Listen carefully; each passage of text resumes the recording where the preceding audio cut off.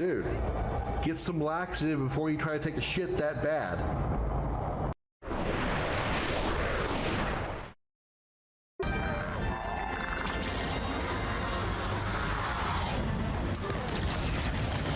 Uh-oh.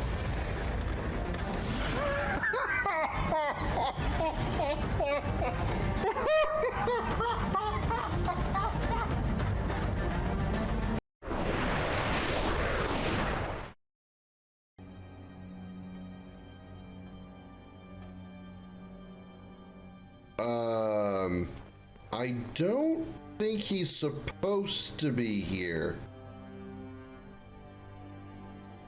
I'm guessing the game didn't remove him even though it's supposed to have.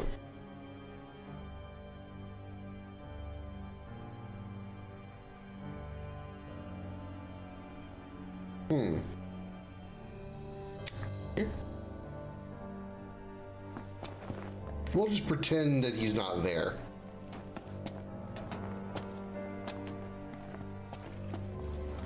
Poor Prompto must be feeling the heat right about now. Feeling the heat right about now? Well, let me go ask him real quick. Hold on. Feeling any heat, Prompto?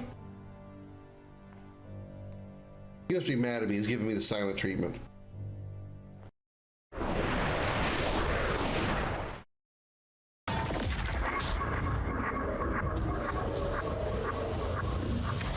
Oh my God, what the hell?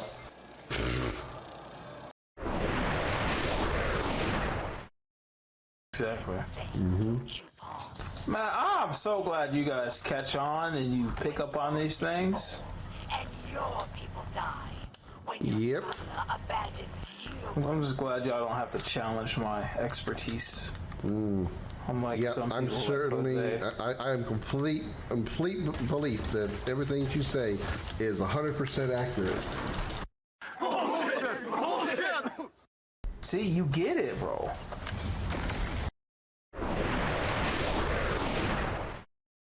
In the dark, shadowed corners of time, many stories have taken root and blossomed. Tales of heroes whose deeds echoed through the ages, and of villains whose names became synonymous with infamy. Of battles waged between the forces of light and shadow. On a quest that defies reason, a lone ship ventures into that abyss, guided by its bold and courageous captain, his ferocious feline companion, and a crew of outcasts and misfits. Across entire worlds, dimensions, through the darkest depths of space, and beyond the limits of known time, in pursuit of the ultimate power of the Quad. These are the adventures of the Starship Dragon.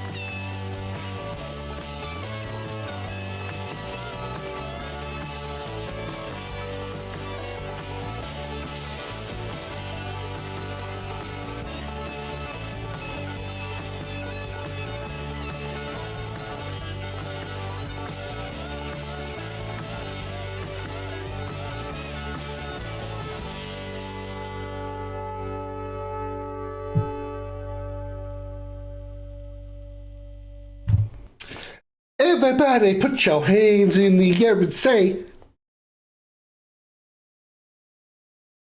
holy shit. Welcome. I don't know. I was having a moment. Welcome aboard the Starship Dragon, everybody. I'm Commander Krim. Glad to have you here on this Friday evening. Once again, I'm in a really good mood, feeling silly and stupid. So, you know, what's new? What the fuck? Twitch, 2 separate ad sessions with the intro alone. I don't have an answer to that, but I need to just like remove the ads completely because, like, what's the point?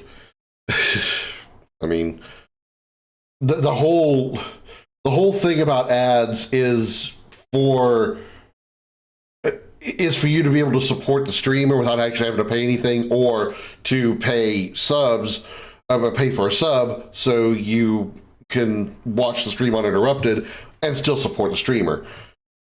Nobody cares about supporting me. I'm not trying to sound like self-deprecating or anything like that. I'm just speaking the truth. So, you know, nobody cares. They just want to watch the stream, and that's perfectly fine. Supporting the stream by just being here is enough for me. So I need to turn the ads off. Aren't the ads mandatory for channel points? No, they're not.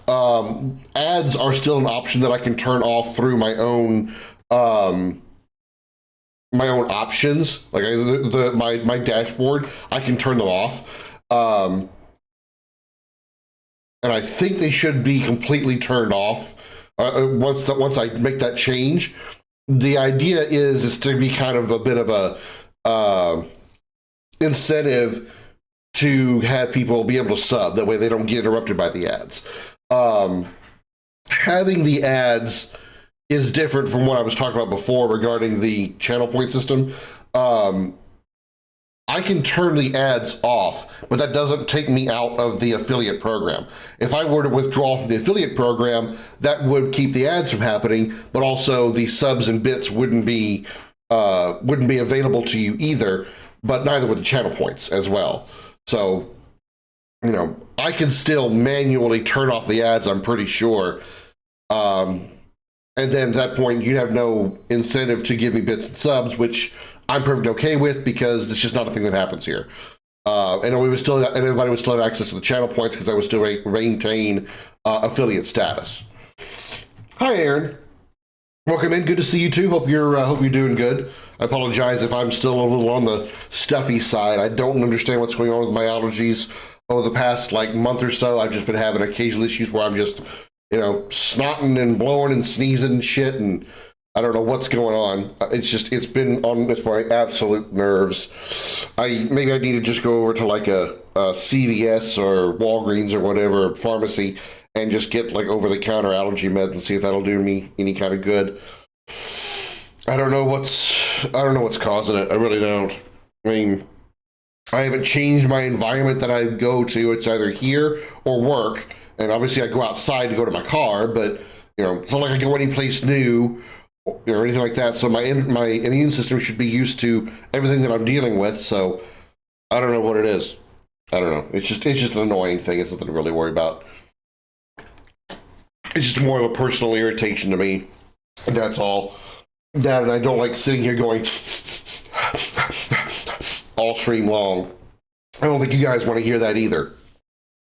But anyway, we are resuming Space Marine 2 today. Someone had asked in the chat, in my Discord chat earlier, if I was going to do Friday FVF today, and obviously the answer is no, because we're playing Space Marine.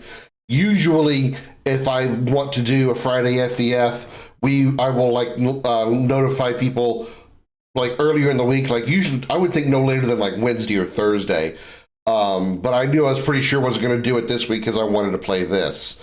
But I'd already mentioned that I'm not going to do Friday FVF every week mostly because of this situation. You know, Friday's going to come around, and if I were to guarantee Friday FVF every week, you know, what about today when I really want to play more Space Marine, but I can't because I got to do this FVF thing. You know, I don't want to commit myself to that. And I'm also still kind of up in the air about leaving it on Friday because there are some people who would likely want to get involved in the FVF games, but can't because when I do a Friday night stream, it's usually far too late for them, especially people like Pertu, who is in Finland, and it's like 2 a.m. for him right now. So yeah, it would be easier for me to do it on like a Saturday for at least like half the stream or something like that. But yeah, Aaron, I'm having an absolute blast with this game, no pun intended. The visuals are absolutely astounding. I only encountered like one bug. And yeah, I think it's easily equally as good as the first Space Marine game. I think it's great. And I know they add a lot more co-op features and stuff to it. I look forward to experiencing some of that off stream probably. But yeah, I think this is a very, very good game. It's very, very good. Yeah, 11:37. Yeah, it's like it's barely midnight, and you know that wouldn't be a problem like right now. But you know, again, for people who like live over there in the UK, it's 6-7 hours ahead. You know, y'all wouldn't be able to stay on the game very long. You know, because since I just started the stream, and I usually stream for 5 hours my time, which usually ends around 9 or 10 o'clock, which is like 2 or 3 or 4 in the morning for y'all. So yeah, and you know, Darth's 7 hours. If it's a mystery, go to the doctor. Can't stress enough, even if it doesn't feel important. I don't have the ability to do that.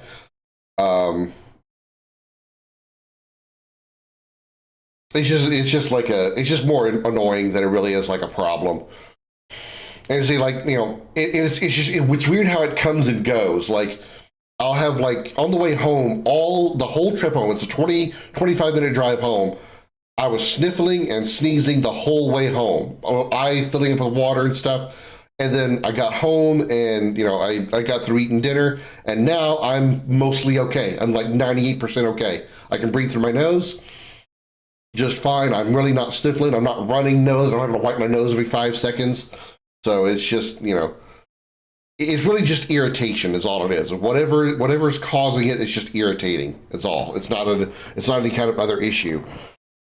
And it bothers me also how, like I said, how it comes and goes, how I can be fine for a couple hours, and then for like a 30-45 minute stretch, I'm going through a severe allergy attack. Then it's gone again. It's like, there's no rhyme or reason or cause for it.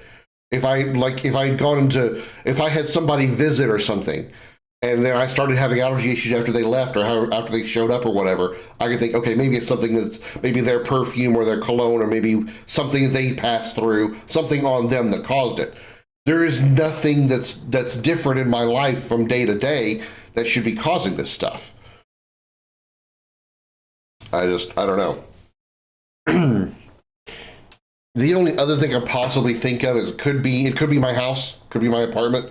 I don't really vacuum as often as I should. I mean, I do vacuum on a regular basis, but probably not as often as I should. So probably any allergens that get into my carpet or whatever, you know, since I don't do it often enough, they end up getting re-triggered, you know, when I come back home or whatever. But again, like, why is that consistent? Or why isn't that consistent? I go to work for 8 hours and I still have times where at work I'm still sniffling and sneezing and stuff. So, you know, you would think if it's just because of the allergens in my apartment, how come as soon as I go outside or go drive in my car or get to work, my allergy should be fine and not have a problem all day? You know, it's just absolute. There's no. I can't see a consistent reason for it to be happening, and that's what's so weird about it. No sudden weather changes. Well, yeah, we've had a few weather changes here. It's not just like today. It's been going on for like maybe a month or so, and it's just back and forth. As far as the weather itself, yeah, we've had, you know, about 3 weeks ago now, maybe a little bit more. It's probably been about a month ago now. We had a major freeze. We had like below freezing temperatures. We had snow and ice and stuff, and then the temperatures within like a few days were back up in the 70s and 80s. And then this past week we had like Monday and Tuesday, like the first half of the week was in the like mid 70s or so, and right now outside it's like upper 30s. You know, and we had a freeze, I think yesterday. Yeah, we had below freezing temperatures. No precipitation, but we had below freezing temperatures yesterday, and these colder temperatures will last all through the weekend. And then by next week, we're going to be right back up into the 60s and 70s again. So, that is certainly unusual, but that's not the first time I've encountered that. And again, it's the temperature changes I don't feel are a contributing factor either, because it's been happening for a while now as far as my allergy issues, and the weather has been relatively, normal as it is around here in Texas. It's so weird. Ted was annoying with his legs and leg-related stamina, feeling like he was rusty all the time. He was getting moody as well, which he was not noticing. And when he was finally convinced to see the doctor, it turned out he had cardiovascular illness started, worsened by his smoking at the time, his carotids. Carotids were plugged 80 to 90%, and his leg blood vessels were plugged too. Pretty sure you're not that severe. I'm just saying, don't underestimate it. Yeah, I'm very aware of something like that. That's the concern for blood clots. I've known that to be an issue as well with other people. It's at my current age, hopefully it shouldn't be an issue, even though I'm getting rather close to when my father first had his first major stroke. Not expecting it to happen, but it is a concern.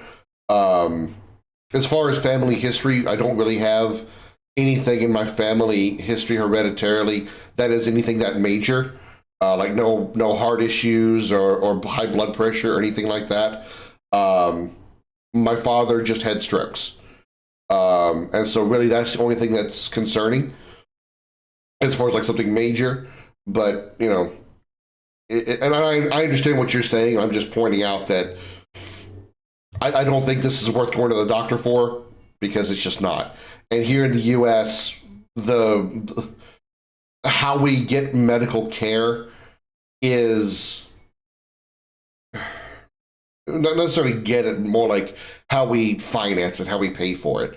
I have health insurance, but we have something called a deductible that we have to meet. So if we go to the doctor and we haven't hit that deductible yet, we still pay out of pocket. So for me, I'm already paying for health insurance, and then I go to the doctor and then I have to pay again.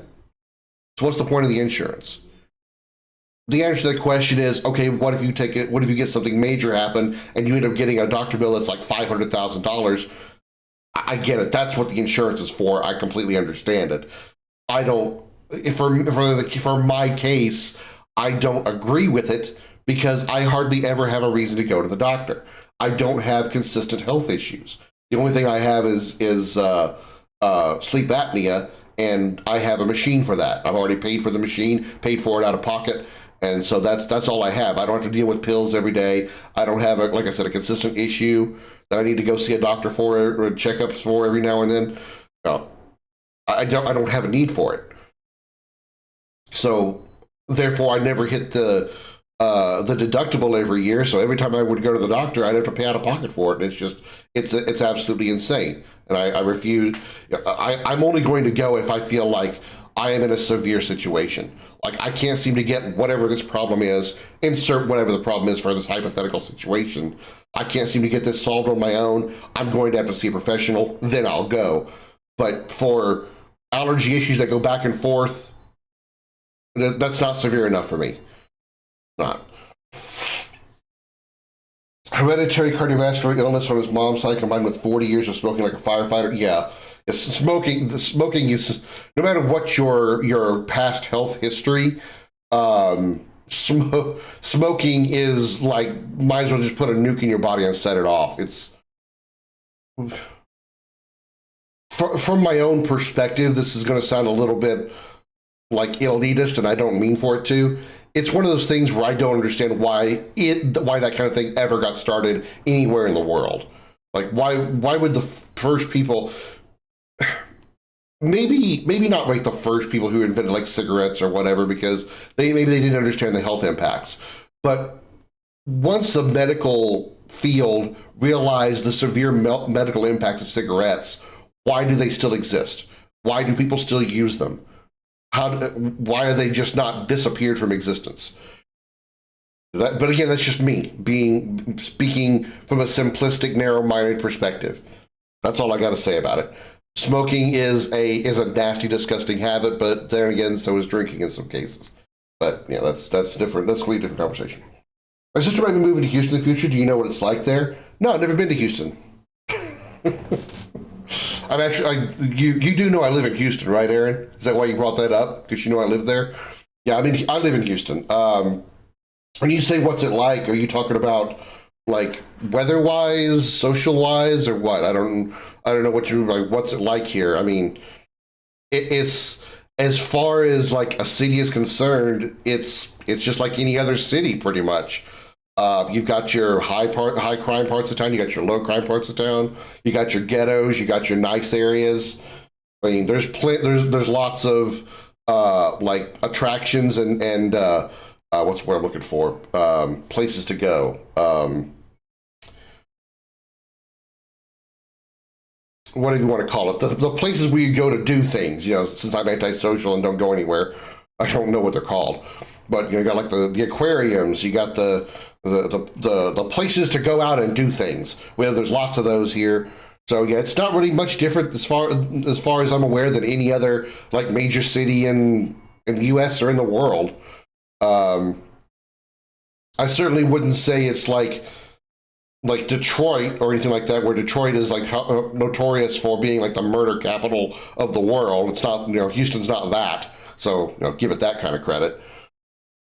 But, I think it's a good place to live.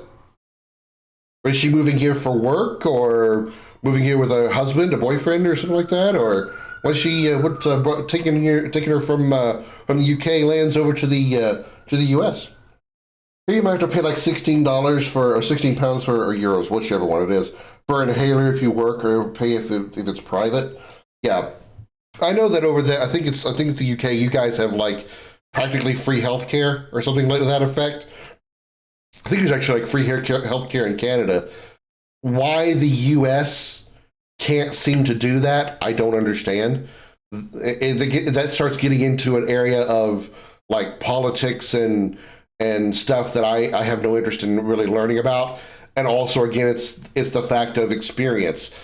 I don't have anybody in my life or myself that needs to consistently deal with medical concerns or medical expenses, because I don't have any issues, nor am I living with somebody or have someone in my family that I care about that has to go to a doctor consistently for any reason. So it's one of those things that it's not my realm of expertise because I don't personally experience it.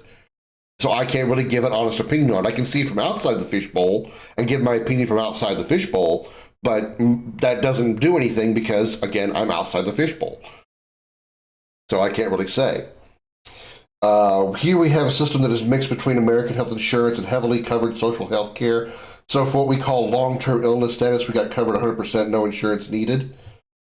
Now that sounds good. It's just weird that, like, as many countries around the world seem to have healthcare, well, not necessarily healthcare itself, but healthcare affordability figured out for the average patient or average consumer, whatever you want to refer to it as.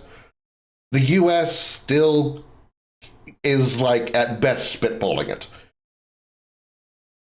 Why do cigarettes still exist despite knowing the nasty impacts? For the same reasons alcohol still exists too. If you make these forbidden, there'll be more consumed, not less. Smarter move is to educate more people, avoid it on their own. And that is true. And I completely agree on that, Darth. And I'm pretty sure that if the medical knowledge that we have isn't as good as it is, how can I say it in the way that makes sense? Probably a lot more people would be smoking and drinking more than they should if they didn't know, right? So because enough people like myself, for instance, are aware of the horrible effects of smoking and in some cases alcohol, especially overuse of alcohol, I don't have an interest in doing either one. Now, smoking and alcohol, I feel, are kind of two different things, because smoking is something that not just affects you as the smoker, But no matter where you are, unless you're completely isolated, you are going to affect somebody else with your smoking. When it comes to drinking, you're not going to affect anybody else with your drinking, short of doing something like going and driving a car and you're in drunk driving. That's a completely different topic. So that's why I kind of feel like comparing the two together is not really valid, because when you smoke, no matter where you're smoking, short of like saying, like I said, inside of a box, you're probably going to affect somebody else with your smoke, because you can't control where it goes. When you drink alcohol, as long as you're drinking it and you don't go driving somewhere, you're not really going to affect anybody with it. That's just my, like, again, very vague opinion. She met someone who lives there and has possibility of a marriage. She's going there this year for a holiday. For the U.S., I think the profit is too big to change it and have companies be happy. Well, congratulations on your sister getting married. That's awful. That's really nice. Trust me, it's not me. Don't worry. It isn't me. I'm still single, unfortunately, and going to be probably that way the rest of my life, despite my attempts to do otherwise. For the U.S., I think a profit is too big to change and have companies be happy. That is unfortunately probably part of the case as well. I can't argue with that either. But like I said, there's other countries in the world that have pharmaceuticals, that are pharmaceutical development and creation and research and distribution companies.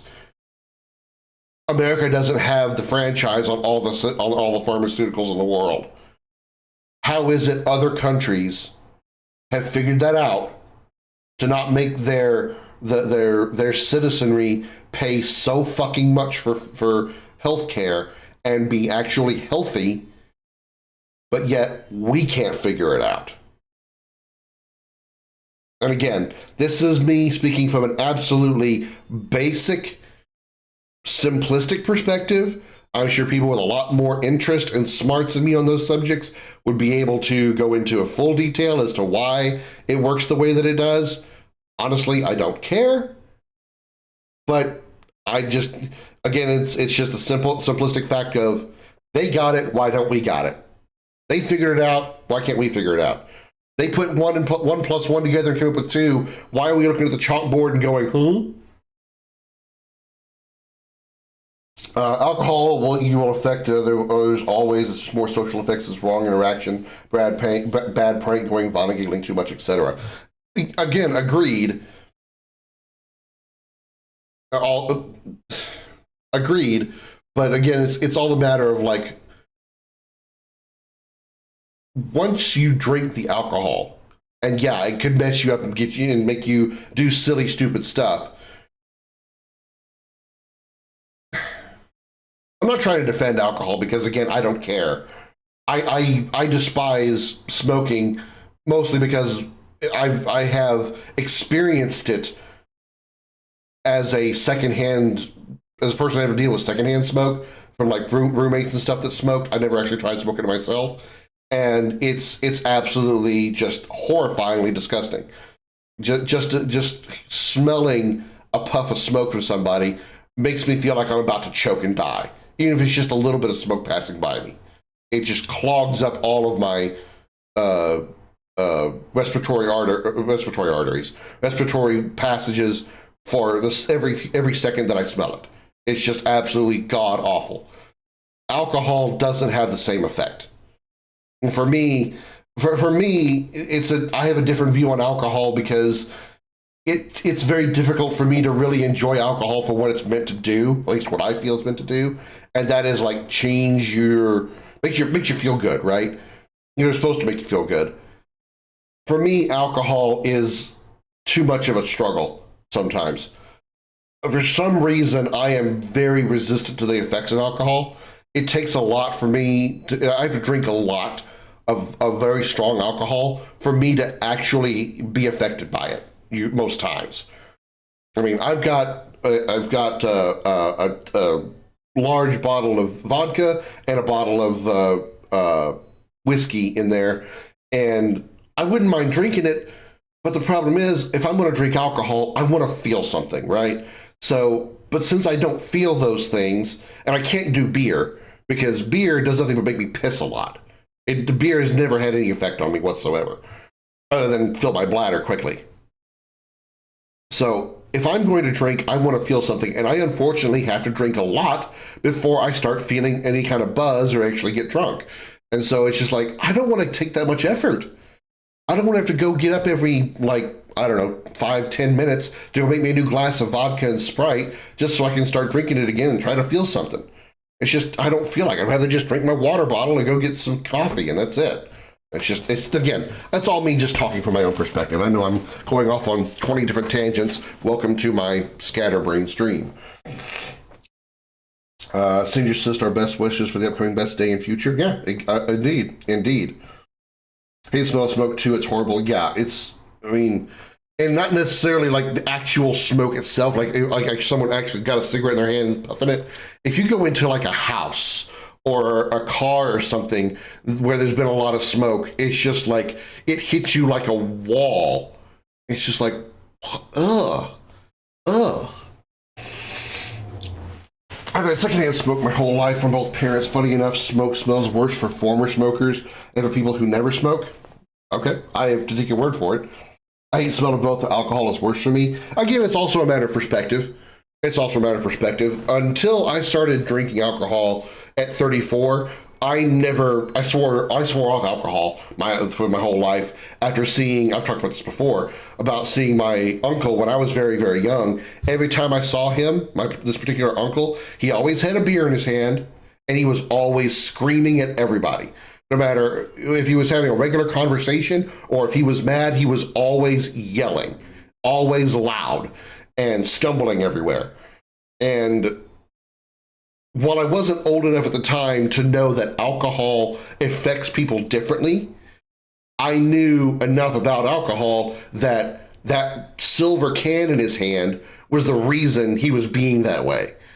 And so I said, I never want to be like that. I don't want to be screaming at my daughter or my kids, if I hypothetically had any, or my family or friends or whatever. I don't want to be like him.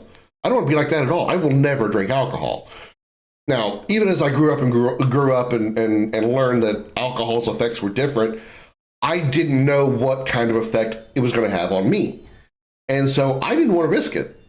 I just did not want to risk just starting to try to drink alcohol of some kind, and I do end up turning out like my uncle. I just didn't want that, so I just said, I don't want to take the risk. So I didn't.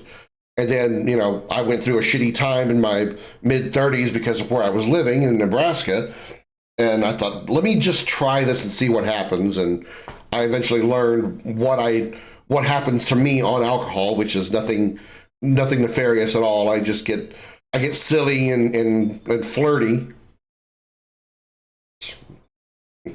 They definitely call it liquid courage for a reason. But outside of that, that's it. And it's a lot of effort for me to get there, so I don't want to do it. But I understand that some people, like Bimo, for example, has talked about it. She doesn't ever want to deal with alcohol because she had, I think it was her father, who was an extremely bad alcoholic drunk all the time. And so she just doesn't want to deal with it all. And I completely understand that. If, from your perspective, if you don't ever want to deal with alcohol because you've seen, like I did with my uncle, the effects it has on people, fine. That's good. That's great. Because I do know alcohol is not the greatest thing for your system, for your physical system. Don't want to do it? Good. That's good. That makes you a great person. You don't need it. Alcohol isn't needed for anybody. I don't drink alcohol because I've seen close family members do unpleasant things while under it, and I don't want it to be like that. See, we're all in the same boat here. All of our experiences regarding our lack of desire to drink alcohol is usually because we've seen somebody else, most likely a family member, react poorly with it. And I think those people that start drinking at a young age or start drinking while they're underage even didn't really have that example and was like, well, I want to do this because, it's cool, it's an adult thing to do, and I'm going to become an adult, so I might as well start doing it now, I don't know exactly what the mindset is for that, because again, I experienced alcohol poorly, so I didn't want anything to do with it. I don't know what the reason is for people to want to start drinking at young ages, much less underage. So, like if you all want to puke just by the presence of the open can of beer. It sounds like me with cigarettes. It's just the smell of a lit cigarette is just like, ugh. Probably good. I hate alcohol smell so much as I must avoid it as epileptic anyway. For me, my body drinking alcohol sends me straight to the ER. That's another thing. Is there some people who react extremely negatively, and I just mean like their bodies react extremely negatively toward alcohol. I believe it's I don't want to say it's common knowledge, but it's really well known, at least as far as I'm aware, that traditionally Asians have trouble metabolizing alcohol properly, and so some Asian people of Asian descent will have issues drinking because it actually causes them severe issues.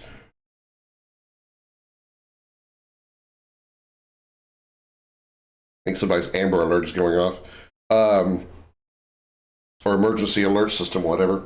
Like Markiplier, for example, he used to drink. He's done videos with it, drunk Minecraft and stuff like that. But because of his Asian heritage, he's learned that it actually like causes his body literal harm, so he doesn't do it anymore. So, sometimes that's the case. You don't drink alcohol not because you don't want to, but because you like being alive, and you can't. I think my dad, he started young because he grew up in a small isolated town with nothing to do. Yeah, see, I think that a lot of the cases of that is just, like I said, experience, or sometimes a lack of experience. If you didn't have people around you, or if you did rather have people around you that were poor examples of what alcohol can do to you, it may turn you off alcohol. Whereas alternately, if you don't have that example, or if the examples you do have seem positive, you'd be like, hey, that seems like fun. I want to do that too. Fair enough. It's, as far as like the good side of it, that can be said for just about anything, not necessarily, drinking. That could be the same, that's said for video games. How many times, anybody in chat, how many times have you been watching a streamer or watching somebody playing a game on YouTube, and maybe you've never seen the game before, and you're like, oh, the game looks pretty fun. And the guy playing looks like he's having a good time. I want to play that game too. It's a slightly different, scenario, but it's the same basic thing. You see somebody having a good time with something, you want to have a good time too. So you want to partake in it. So if you've known people, especially in your youth and your formative years, to have a good time with alcohol, you're like, I want to have a good time too. I think I want to start drinking, or I want to drink when I get to that age or whatever. Again, it's all a matter of perspective. My dad's upbringing was strange. He worked in a slaughterhouse at age 6. I'd probably have drank too. Yeah, that's something I could never, because of where I grew up in the city. I can't imagine doing something like that. I obviously know better because I just do know better, but I don't like thinking the fact that the burger that I had for dinner or the steaks at the local grocery store were once a living animal. I don't. I really would like to think that it's just like some meat farm somewhere where they just like pull a little switch and meat just appears on a plate. Obviously, I know that isn't the case, but I can't bring myself to think that this slab of wonderful T-bone steak used to be a living animal, a living creature. I just, I couldn't. One of my ex-girlfriends at the time, her father was it wasn't her father, it was her brother's father, whatever. He had a pig farm, and he would slaughter his own pigs. And at the time, she didn't really know it right away, but when she went there one time and they served her some like pork chops or something, and I think her brother was being a dick and told her, yeah, that was what you're having right now was the pig you were petting this morning. And she turned stark white, and she could not eat that evening because she could not tolerate the idea of the food on her plate was literally a living animal she was petting like 8 hours earlier. And I would be the same way. I would be the exact same way. There's actually restaurants, at least I'm pretty sure they are, where they have they have cows like on the property of the steakhouse. You can choose the cow, and then they will kill it and slaughter it and make you a meal. I couldn't do that. I could not imagine trying to eat food and eat a piece of meat that came from an animal that was alive less than X amount of time ago. That I actually like saw myself. I know it's a weird way to think about it, but that's just how I can process that's how my sanity can handle that type of thing. Otherwise, I would probably be a vegetarian too. Reminds me of an episode of Etra-chan, makes manga-looking episodes featuring realistic life situations where the whole family of female narrators were heavy drinkers. Oldest brother wouldn't change except get a bit sleepy. Second brother would get politically depressed. Mother would get giggly. Father would get a pervert. Oldest brother got a girlfriend who had not drunk yet because both her own parents had health scares with it. Drunk parents of narrator put alcohol in the orange juices of narrator and girlfriend. Girlfriend became a BDSM monster on her future in-laws as karma for their prank. And female narrator later discovered she could outdrink her entire family without breaking a sweat. Pranking drunk parents were played by Akane and Akamatsu, fitting as always. Man had a pet pig called Gertrude. One morning they were eating bacon, and she asked where he was, and they were eating him. She stopped eating meat after that. Yeah.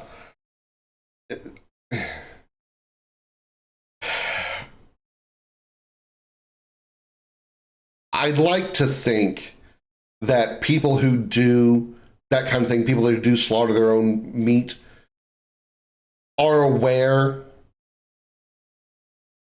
are sensitive to the people who would find that disturbing, and at least give them a heads up or, something to that effect. But I also know it's a matter of perspective.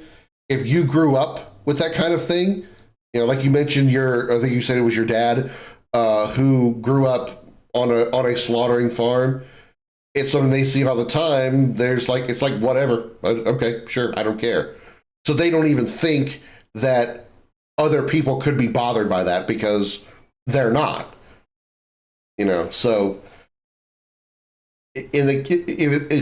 also, with that said, the other side of the coin being, if they are aware of people being disturbed or possibly could be disturbed by that, and you refuse to tell them just to see their reaction, that is one of the biggest dickish things to do. And as somebody who revels in being a dick to people, that is like a level of dicketry that should be like almost illegal, because that is a prank that is unforgivable. If you know that the animal that you slaughtered is now feeding to this person, and this person would be extremely bothered by that fact, and you refuse to tell them until after they've already started eating it, or at least had it served in front of them, you, sir or ma'am, deserve to get kicked in your reproductive organs so hard that you cannot reproduce ever again. That is my firm opinion on it. Call me rude, call me shrewd, call me mean, I don't care. That's how I feel about that kind of thing. If someone were to serve me bacon, sausage, whatever, and didn't tell me that it was an animal I was just having physical contact with earlier, and even named it or whatever, grew an attachment to it, not only would it piss me off, I would probably become violent on that person who failed to tell me when they knew it was going to bother me. I would probably lose my shit. I would probably lose my shit. And then there's very little that gets to him, yet cried at Charlotte's Web. It was the funniest thing I've ever seen. My dad's father was wrong with the pig situation. Yeah, absolutely. Absolutely. Whatever became a joke. It's the story of a guy got to college who got a massage from a friend at the end of his work saying, "You want to go to the sex club, see some girls?" Hey Jody, welcome in. How you doing? Happy Friday. Hope you all have got some great weekend plans in store. As for me, I'm going to play some more Space Marine 2 tonight, and then tomorrow. If I don't finish it tonight, probably finish it tomorrow, and then we'll jump into something else.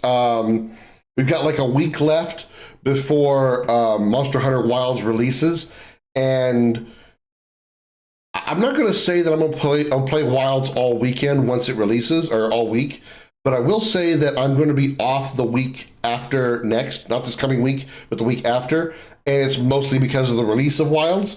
So I'm probably going to be spending a lot of time in Wilds after its release on the 28th.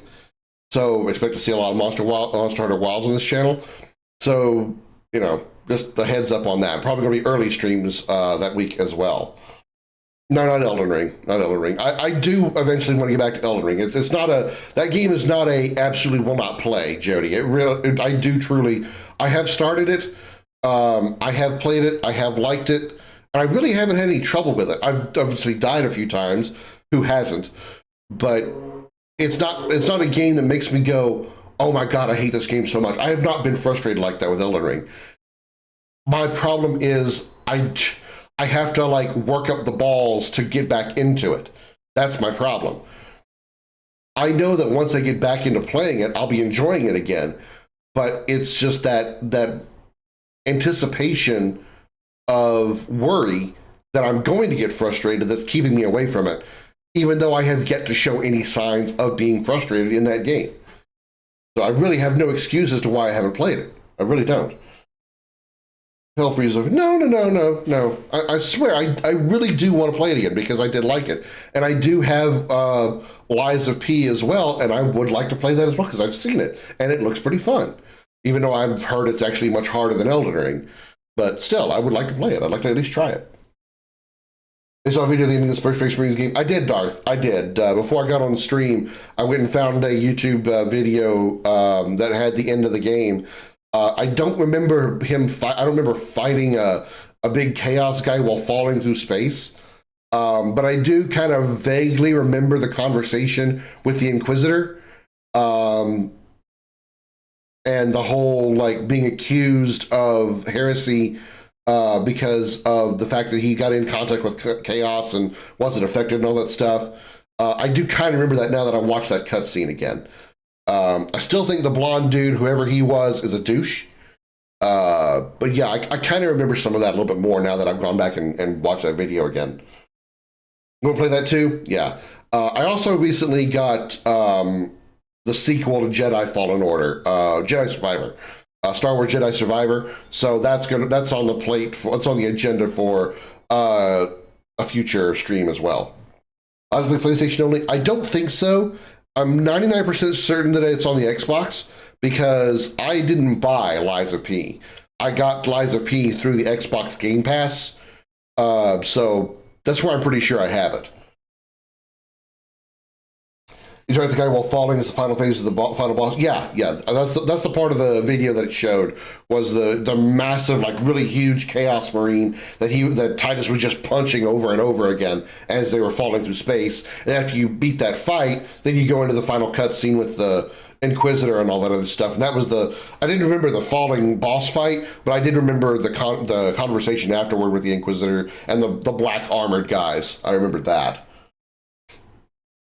I had the game over a year to haven't opened it. Yeah, I know you said you haven't tried it yet. See, the biggest obstacle for Souls game is not knowing what you do. It gets easier. Yeah, obviously, and that's a.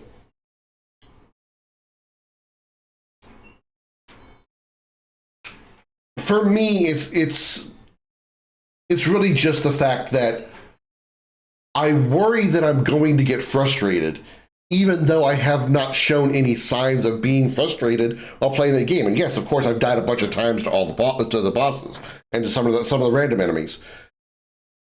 I don't know why I can't get over that anticipation because I've never been frustrated in the game.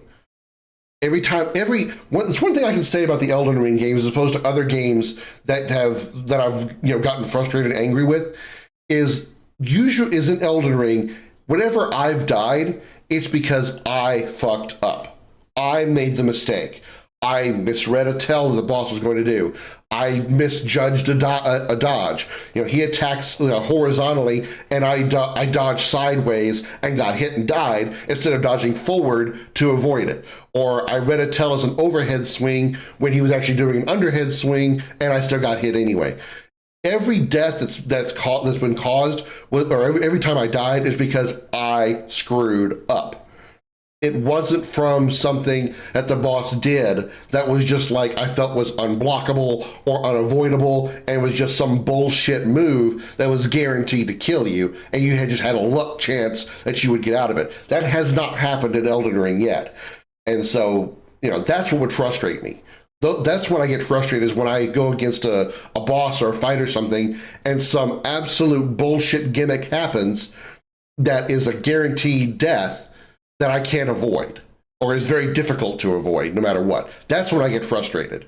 And since that hasn't happened yet in Elden Ring, despite the many bosses I've fought and died to, I have no reason to feel like I'm going to get frustrated yet. And so that's one thing I think is really good about Elden Ring. I don't know if that's a common thing for all the Souls games, as I've never played any Souls games, true Souls games, outside of Elden Ring. But if that's a common theme, then I might actually enjoy Souls games more than I think. Because if my deaths were caused by my own mistakes, I can deal with that. I can get over that, because that's a learning experience. Losing to a bullshit mechanic or bullshit gimmick, that's what frustrates me. That's what pisses me off. Black armored guys were Grey Knights, I think. Not sure. Black Templars. They were just with the Inquisitor. They wore the same colors as the Inquisitor. So I don't know if they were just like the Inquisitor's guard. What do you call it? Not Royal Guard, but whatever you would call those people, like the Inquisitor's Secret Service, so to speak. Just can't get past Sekiro. I've watched a little bit of Sekiro get played. I don't know. I just feel like Sekiro, I don't know. There's something about that game that just makes me go, no, I don't think I want to try that one. I want to try Lies of P. I want to go back and finish Elden Ring. I want to play Bloodborne. I want to play Buttborn. Yeah, I would love to play Buttborn. I'd love to play Bloodborne, because Bloodborne looks like it might be pretty cool, especially with the gun mechanic. When I've seen Sekiro, I'm just like, no, I don't want to play that one. And that's also how I feel with the Dark Souls games themselves, the actual Dark Souls trilogy. I don't think I want to play them. I don't know. There's just something about them that just doesn't jive with me. Why I'm okay with like Elden Ring and Lies of P, but not Dark Souls and Sekiro, I can give you a reason. I'm just going on, like, it's just sort of a feeling that I get. I look at Sekiro, I'm like, okay, I'll watch somebody play it, but I don't want to. I really don't have an explainable reason. Elden Ring is different because you can out-level a boss. Oh, really? I didn't know that was a thing. Sekiro can actually be easy when you get good at parrying. Oh, God. See, that's the other thing about my personal play style is, this is just a general thing about my play style. I would rather avoid an attack than guard or parry it. Sorry. Which is why I like Elden Ring so much, is because there's a lot of dodging involved. Not a lot of times you really have to guard or parry an attack, which is what, actually, believe it or not, while it's not a Souls game, that's what frustrated me sometimes about Ghost of Tsushima, is a lot of times enemies had a particular attack, whether it be a blue or a red attack, and you had to respond in kind. If it was a red attack, I think it was, you had to dodge it, or you were going to get, because it was unblockable, or if it was a blue attack, you could parry it. This game kind of has that too. So Space Marine 2 has that as well. If you see a blue circle appear over an enemy, it's about to attack you and you can parry it. But if it appears red, you have to dodge it. Me, I would rather just be able to dodge. guarding and parrying is just not my thing. Now, I will say this game's parrying system is probably one of the few that I actually like doing. I just feel like it's very satisfying, whereas other parrying systems bother me a lot. But I would rather just dodge attacks than hold up a shield and block it, or parry it with a parry move or something like that. That's probably why, another reason why, now that you mentioned that does kind of turn me off of the idea of Sekiro, is the fact that, or Sekiro, is if it's heavily parry based, I'm not going to like that, because I really don't like parrying mechanics. Once I started Dark Souls, I have a hard time going back to normal games. Yeah, I get that. Inquisitors aren't Space Marines most of the time, but they are chapters known to work with the Inquisition a lot, such as the Grey Knights and the Death Watch. The Fountainhead Palace in Sekiro is one of the most visually pleasing areas in a game to me. Oh, this is great. There's a number of games I think are absolutely beautiful, and and again, speaking of Space Marine, is one of them. There's been so many times I've just like stopped playing, in an area that's not in combat, and I've just looked around and just taken in the environment, because it's just, the game is so well crafted visually. The environments are very colorful and very very vibrant, but still has that like the known like grimdark aesthetics that the Warhammer 40K franchise is known for. This game just on every level visually looks astounding, and I've just been taking it in whenever I can. So I understand that. I can't parry shit. It's a real problem for me. Well, good luck with Sekiro then. Well, speaking of Space Marine, I want to get to playing it. So let's do that. Say hello to YouTube, everybody.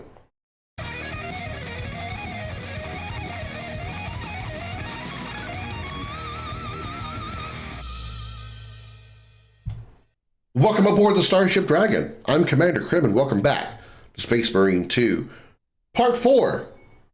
I feel we're getting pretty close to an ending here. I think about like 75% through the game, depending on how you look at it. So let's just see what's going to come up next. So let's just pick up where we left off right now. We're back here with this dude that I apparently can phase through, because he's a ghost. Woo! And so we're gonna push these buttons over here and move on. I like playing Dark Souls and Elden Ring for the builds. See, I haven't, again, since I have only played Elden Ring as far as like actual Soulsborne games, I like Elden Ring because you can play as a mage, and I like playing ranged enemies in games like that. So, playing as the astrologer, or whatever it's called, I enjoyed more than trying to play a melee character, because I can keep a distance, and I feel it's easier for me to do that avoiding that I was talking about. How I like to evade and stuff easier. I feel I can do that when I have time to see it happening. What the fuck? I'm sorry. When did they add dragons to the 40K franchise? And when was somebody going to tell me about that? I'm sorry, my ADD just picked up. But I saw a dragon, and nobody told me that 40K had dragons? Excuse me.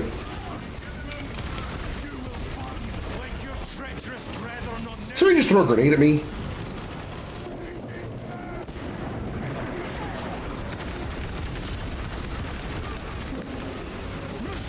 I hate the fact that the Chaos Marines are wearing light blue armor, because at a glance I think they're my allies, and vice versa. I wish they were wearing a different color.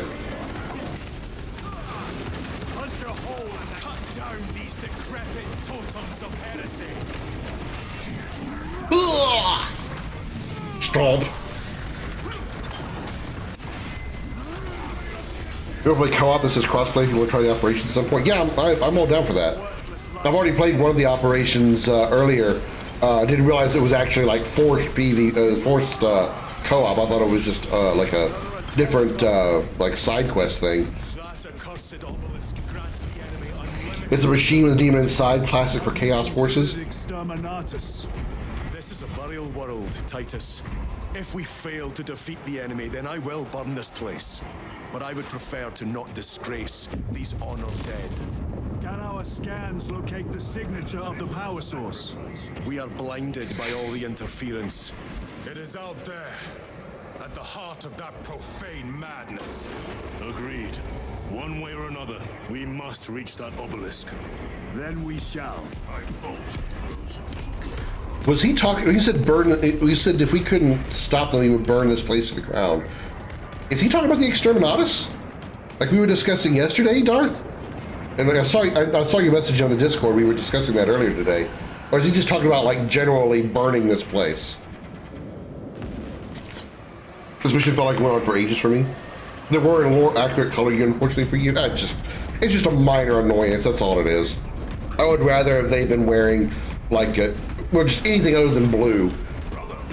As when I look at a glance, I see a blue target. I think, oh, it's an ally. Then I realize it's shooting at me. I'm like, why is this ally shooting at me? Again, these are all thoughts I'm having within like a half second. It's just how my mind operates.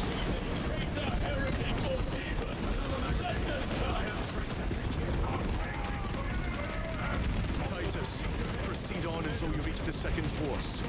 Hope to terror, they still stand. Advance to the second force. Okay. So have you played this all the way through already, Aaron? Plasma Incinerator. I already have one of those, but I'm going to load up my new one. You're playing the explicit suggestions of the exterminators are saying it's a burial room. Let's try not to desecrate it. Yeah, okay. All right. I did catch that line. We're talking about the burning the world. I didn't know he was talking about it. We're talking about exterminatus, or just meaning like actually just burning this area. When first released, yeah, as much as I wanted to, because I absolutely just, oh my god, the first game was phenomenal to me. I was sad I couldn't play it on day one, play the sequel on day one. Tell your squads to hold off on using grenades until my signal. It's going to get a lot tougher the closer we get, so we'll need those frags. Understood, sir. Stavros, we're getting hammered by enemy air support. Round up any heavy weaponry that can knock out those damn flyers. I'll see it done. Bob, we can expect heavy losses in the assault. Have the medics prioritize wounded that can return to combat. The others will have to wait. I'll make sure they understand. We move any minute now. Be ready. The Emperor protects. The Emperor protects. I was saying this yesterday. Brothers may have fallen, along with the standard. I dare not picture the company banner soiled by treacherous hands. Ultramarines do not fall without a fight. They are alive, but they may be in need of support. Then we must move quickly. I was saying this yesterday while I was playing this. This is kind of making me want to play Dawn of War 1 again and do the multi-melta.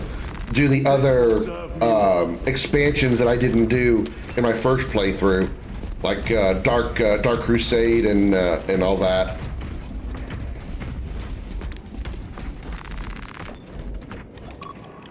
Just the first Dawn of War. I didn't care for Dawn of War 2. Where is your false god's power now? Brothers! Where do you think you are, Riddick? Where the hell's your god now? Excuse me? Excuse me? Hey, my flame hurts you more, buddy. And so does my fist! No victory for you here. I'm playing Vermintide 2 and Darktide recently. I've got a few other 40k games in my my library. Damn, I fucked him up. Oh, did you see that, Perry? I grabbed him and then headbutted him. That's awesome.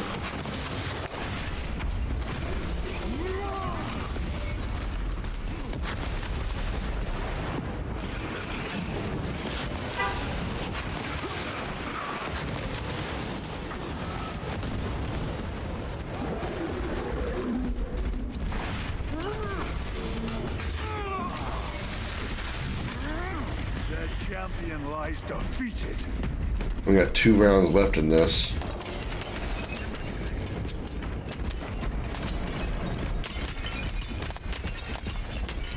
I'm just wrecking all the pops because it's fun.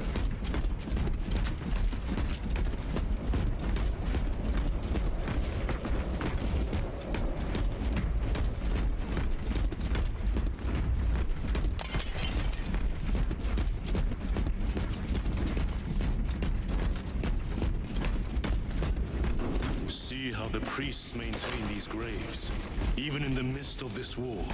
Their devotion is commendable. We must hurry. Our brothers pay in blood for every second we delay. They should be on the other side of that door. Want to make sure I don't miss any goodies that I can pick up and use. Any goodies? Goodies? Goodies? Ooh, goodie. Demarium is honored to provide temporary rest to several deceased space marines of the Salamander chapter. They are sons of their primarch, Vulcan, of whose fate the Imperium is unclear. Loyal to the Emperor, these salamanders hailed from Nocturne. Their actions were pure and noble. Paragons amongst Astartes, through their loyalty and their glorious deeds in service of the Imperium of Man. We honor them until the day Vulcan returns and claims these bones. Demarium is honored to inter their remains. Is the Salamander chapter a very notable chapter? When Hunter releases, me, you, and BMO can play more if you want. I have this week off. Same, Aaron. Same. I took the week off after the 28th for Wilds. I've been playing Wilds. When I was playing Wilds during the demo, I actually became extremely attracted to the Insect Glaive. I cannot believe how much I like playing the Insect Glaive. Actually, I like playing a few of the melee melee weapons, which is a surprise considering how much I hate melee weapons for the most part in the other in Wilds and in World and Rise, but especially the Insect Glaive, which is extremely complicated to play in World. That's a hole. Let's go around that. Let's go around the hole. But the Insect Glaive's like, damn man, this is so fun. So yeah, I'm really looking forward to. Where am I gonna go? I'm really looking forward to the to Wilds because of that Insect Glaive. Oh, I gotta go over here.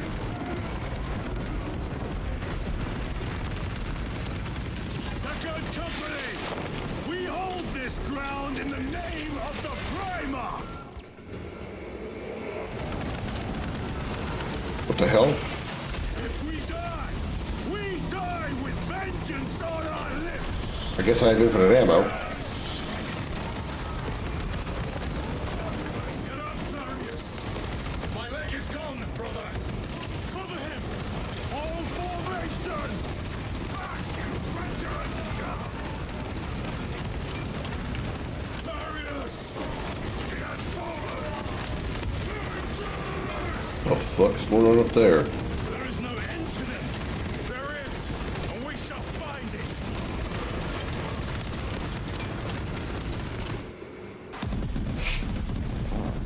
They got a buff in the first beta, did it really?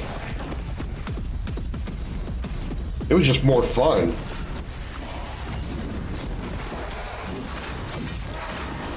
What made me want to do it is I was playing with the longsword, and I'm like, I kind of like this longsword. Let me try some of the other melee weapons.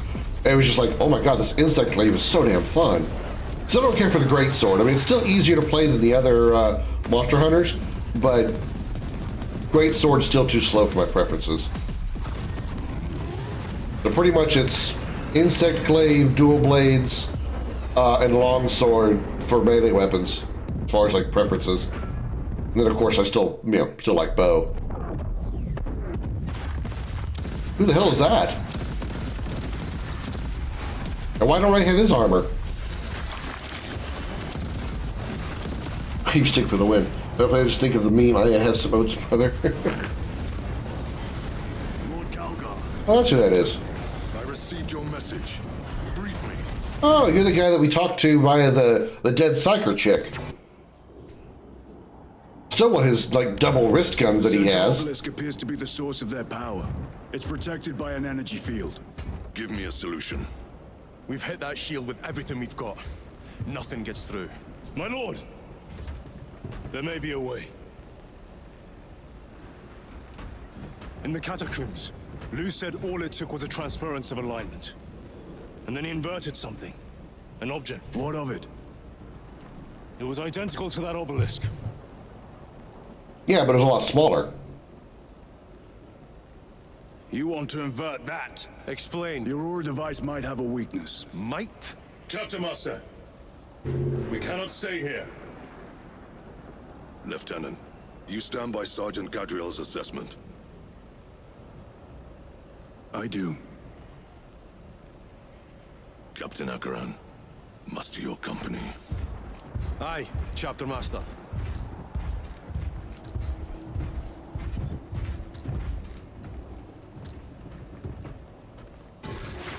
Brothers! The heretics clamor for a taste of victory. But we will defy them this day, as we have defied them for 10 millennia. We are the sons of Ultramar, servants to the Emperor and guardians of the Imperium. Let these wretches feel the wrath of ancient vengeance!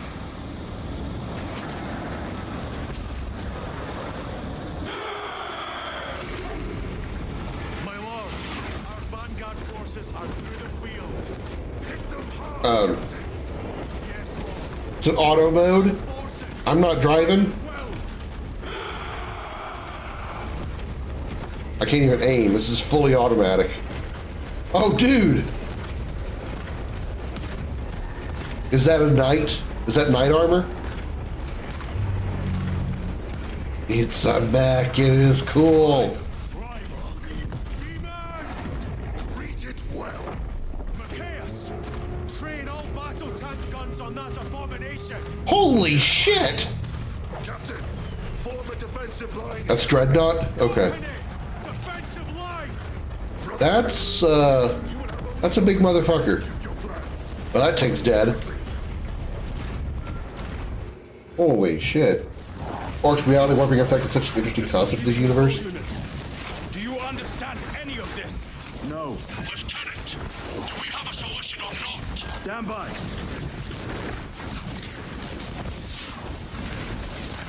There. That could kill you. Grab it and give it a flip. Out of options.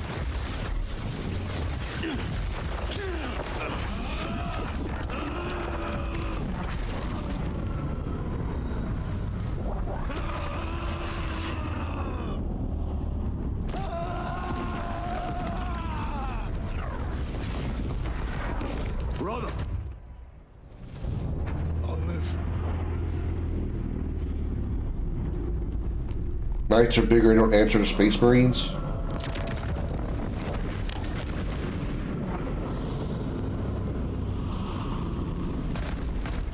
My lord. How many more? 3. You have brothers in mind. Viridian and Talassa. We will handle the last one. I'll get them moving. Brief them over the Vox. Yes, Captain.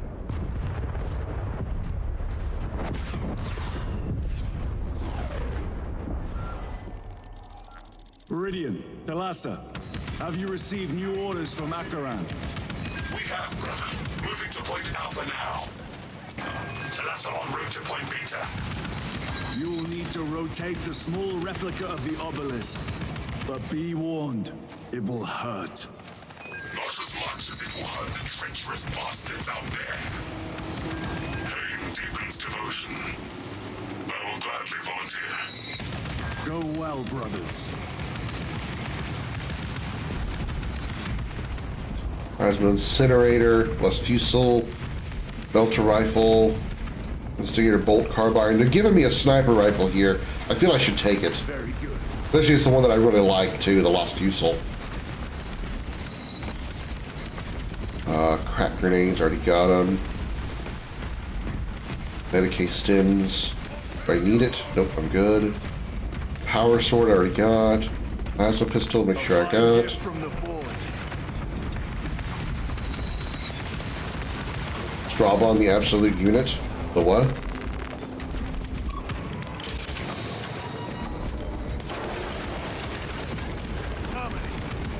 Brothers. Whoa. Titans! The heretics are seething! What you just before the night is through. Oh, one of these was talking? Got it.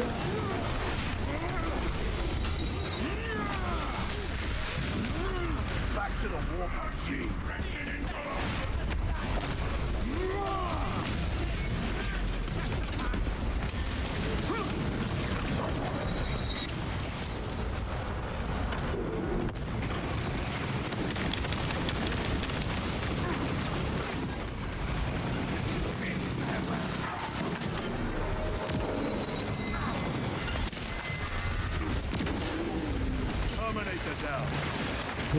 Where's that coming from?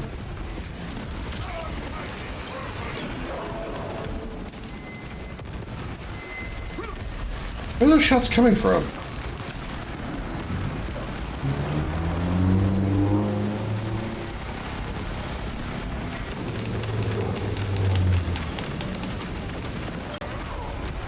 Knights are really mini titans. So they're big. Okay. Or think about the name Dreadnought. Those are things would be the ones that are almost the size of Titans. Jesus, these dudes.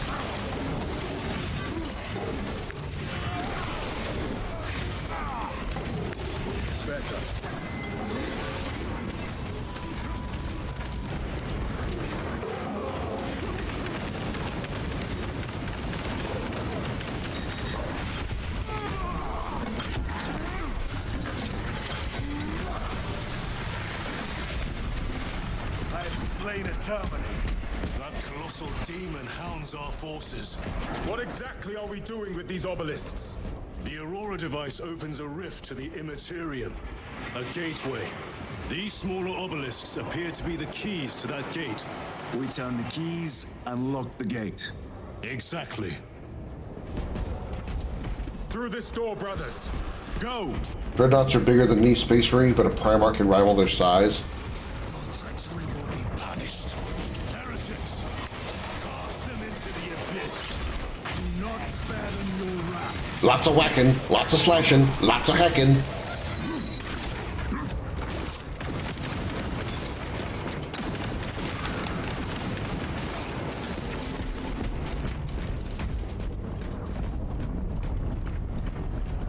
Still not quite sure why I got given a sniper rifle. We're not really in a sniping area. Okay, open mouth insert. Sniper. Wait, those are our guys. Damn it. See how it writhes in agony. Who left? Thalassa, report. This is Straben. It is done. May the Emperor bless you, Straben. I am but a lightning rod for his whip. You may rejoin the main effort. Drive the blade in deep, brother. Battle Sisters are pretty cool. Thalassa out. One of the Dawn of War expansions, I believe, includes the Sisters of Battle.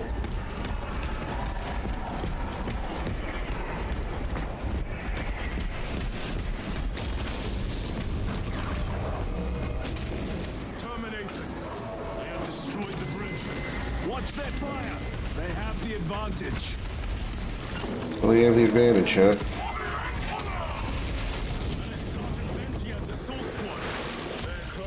Skills are truly without match. I have a route. Marking it now. I guess I'm not going to snipe them. And wouldn't it be awesome if that was like a boss? We actually fought that. That'd be nuts. I mean, we're barely the size of his toenail, but it still would be nuts. This plan of yours may actually work, Gadriel. An idea is worthless without those that execute it. I think my hearing is damaged. That sounded like humility.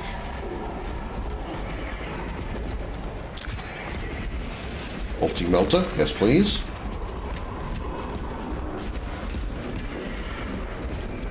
Trying to bust a ball. Ball busting. Herg.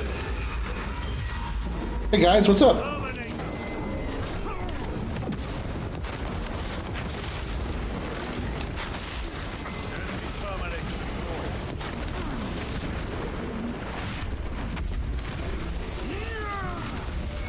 One time we see Terminator arming their black by nameless allies. Well, they keep saying there's a Terminator. You know, they keep talking about Terminator armor. So I'm guessing some of these guys around here are wearing Terminator armor.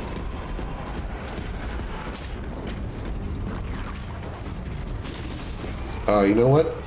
You have a Medicaid here. Heal. Grab that one. Crack grenade deployed.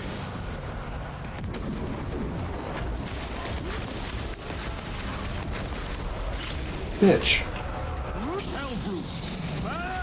Oh fuck! Not one of those things again.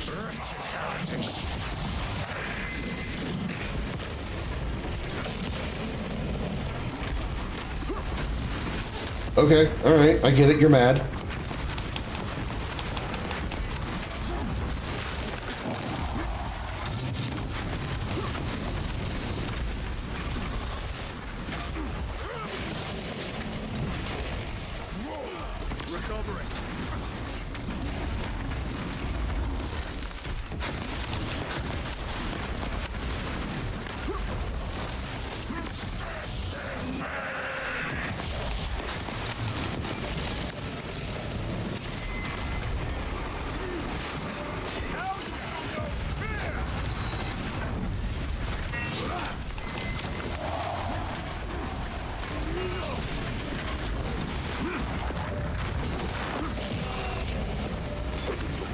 Where the hell did it go? The hell brute just disappeared.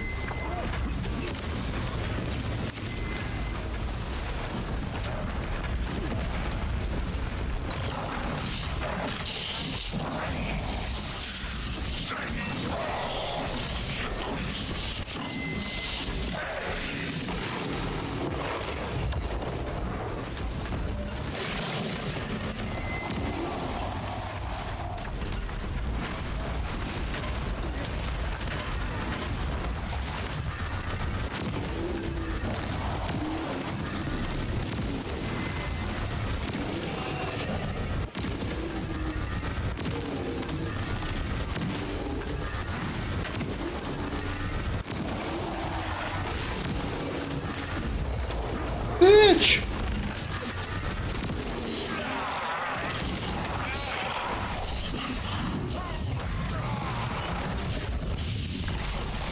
I didn't realize the hell brutes could teleport.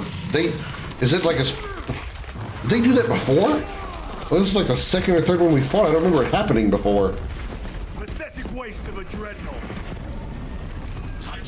So that was a dreadnought mech. As with incinerator. No, I just want ammo. Yeah, there we go.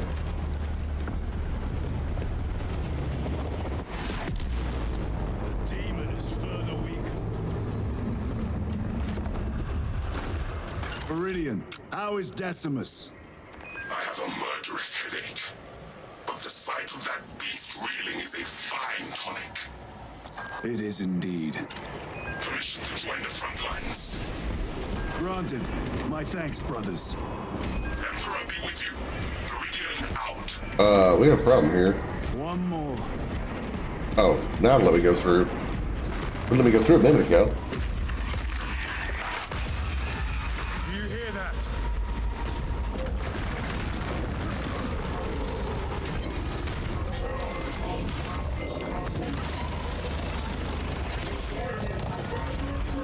Where are the traitors? They are everywhere. Honored brother, join us, and you may sate your rage and aid our cause. Lead me to the slaughter. Onward. Death was the beginning of my true purpose.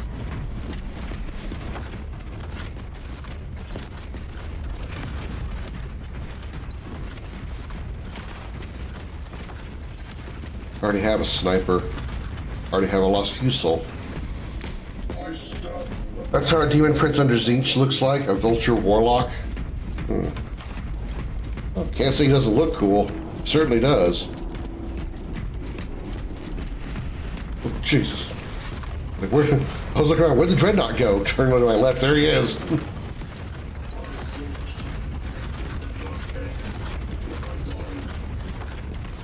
Vile sons of madness.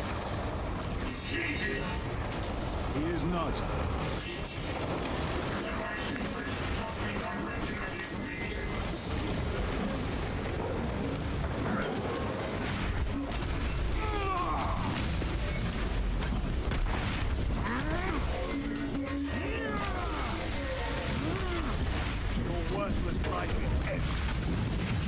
Triple combo!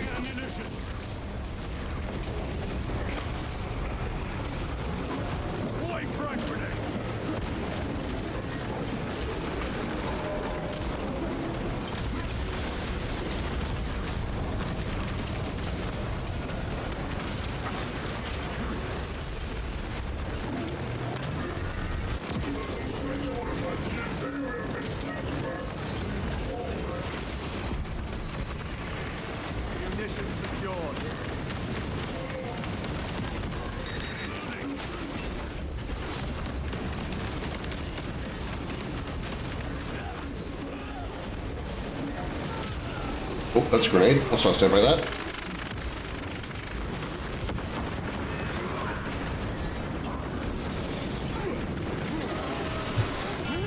Okay, get closer because of the tank trap. The guy isn't inside the Dreadnought, he is the Dreadnought. As penance for past shame, he's permanently bound to the machine and can't sense anything with his flesh anymore. So he's like a machine spirit, but within the robot, within the mech. He's like just a brain inside a giant machine. Sort of like a Protoss Dreadnought, Protoss Dragoon, judging by that description. Holy terror. We have our chance. Go! This one's mine, brother.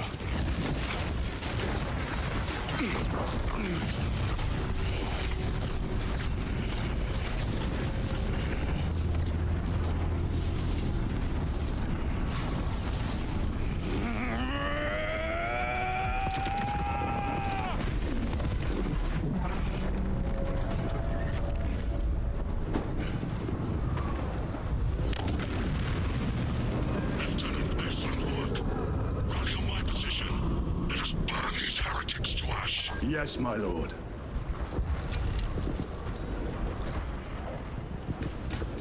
I guess it helped he used a robotic arm.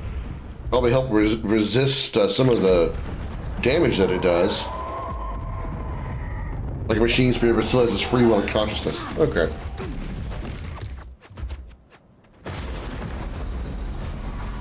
Oh, look who it is.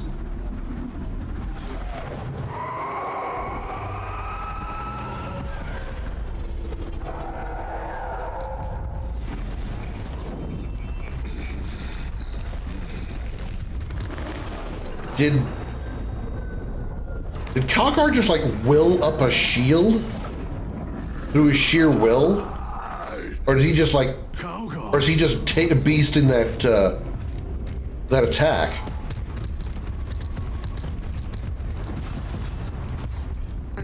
He's like, yo, fuck this shit.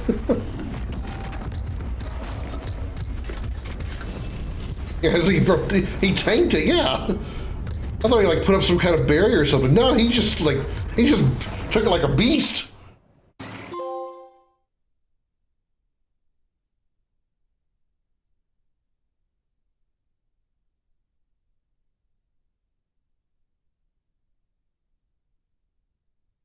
Kalgar has a warp shield behind his head.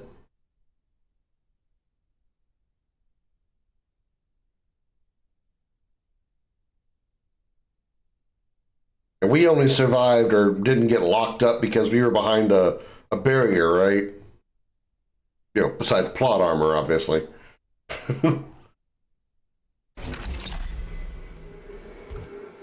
Where is Lord Kalgar? It was a trap. Perhaps. It's this. The Immaterium. If it is, we must move quickly. To where? We must find Kalgar.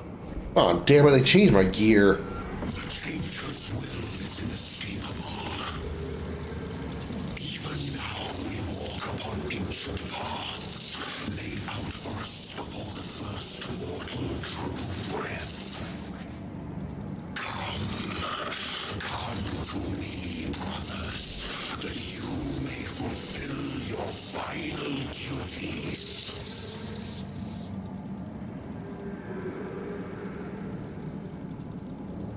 I gotta say, the difference between where we just were and where we are, not a lot. Not a lot. This doesn't feel different. This doesn't seem a whole lot different. Other than everything is kind of like in frozen state of, you know, frozenness.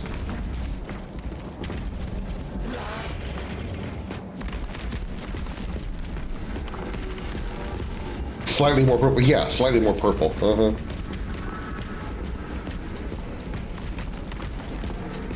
Although it's pretty cool how there's like, you know, time is like frozen with these explosions and stuff.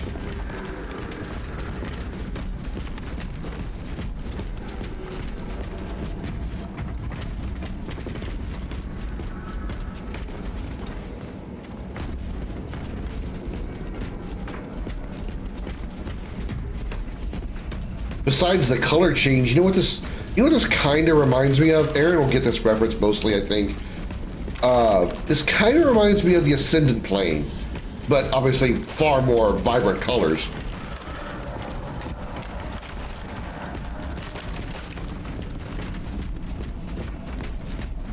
Is all the different because Imura is trying to turn the planet into a warp area? Okay. You can see it, yeah. Just like the normal environment, just all torn and shredded and ripped apart, which is what the Ascendant Realm really is. Calgar left you to rot in the Death Watch for a century, brother Titus. Oh, Acheron, no. Cease cowering behind illusions.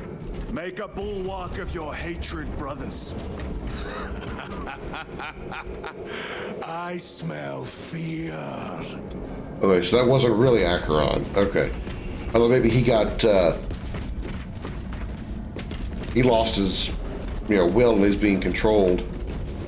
Bolt rifle, bolt carbine, Oculus bolt carbine, marksman bolt carbine. No, I'll be fine with this, I guess.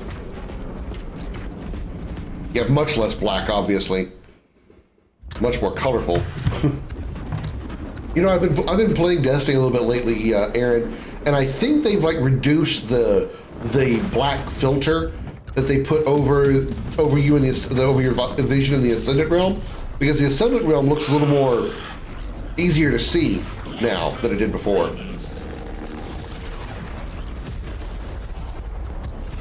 Where is Lord Calgar? Gilman's dog has been brought to heel. Heretic! You died this day!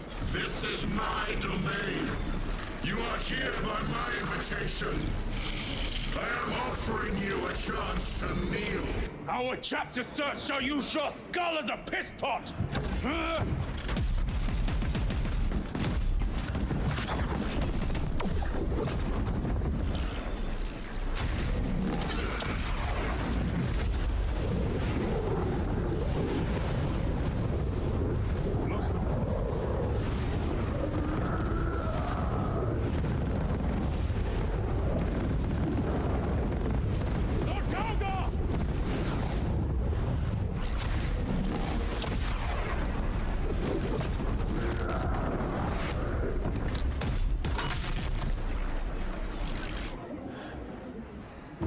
You scratched my paint!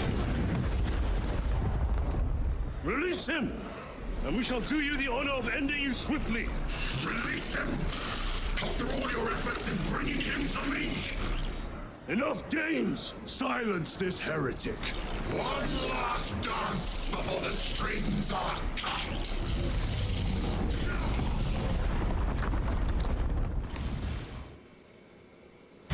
Boss time!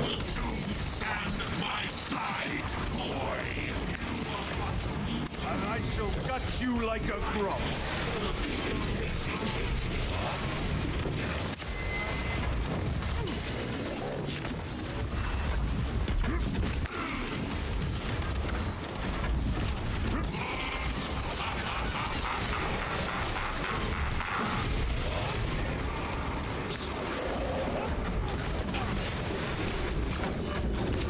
Damn it. Where did this form too early? Shit talk is strong, yeah.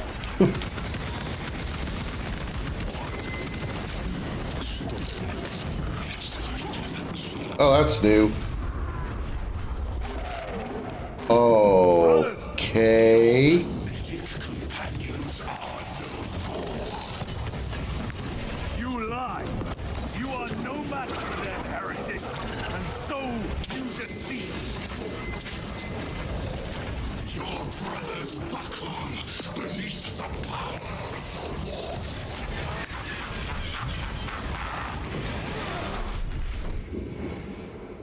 Titus, what happened? This fool tried and failed to contain me.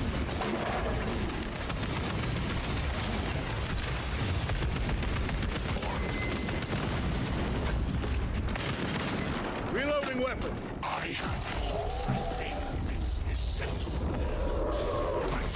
Oh, fuck.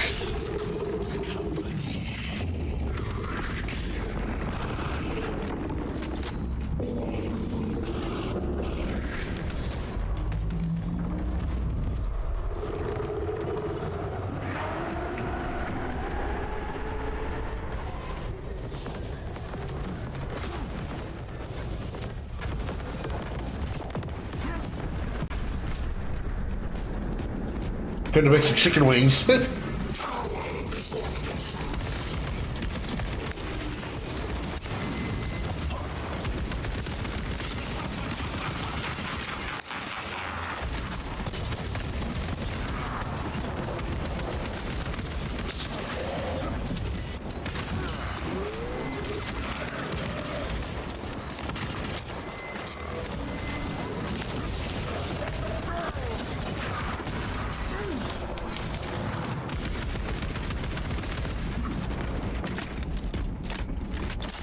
The Demon Lord!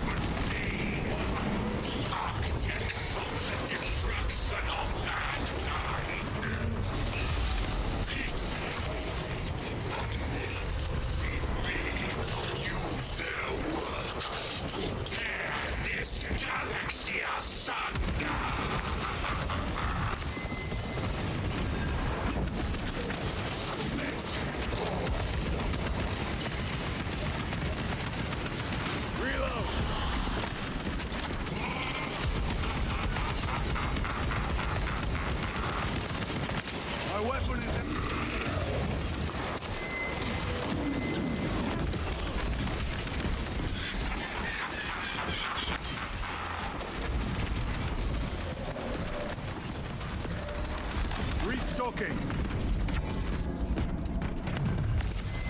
The wolf demon. Go for the eye! All other attacks are useless!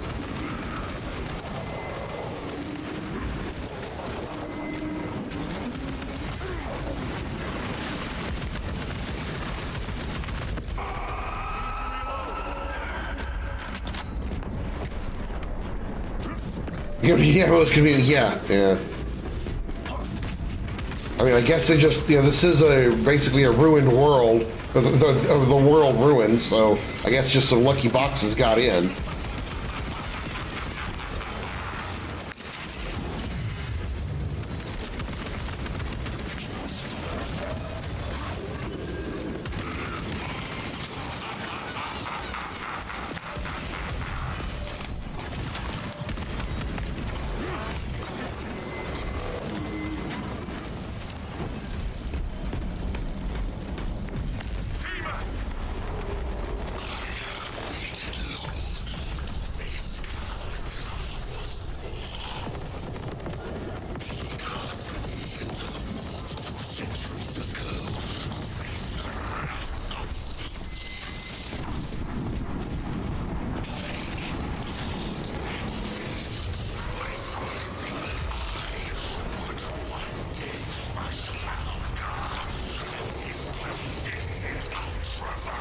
Damn it.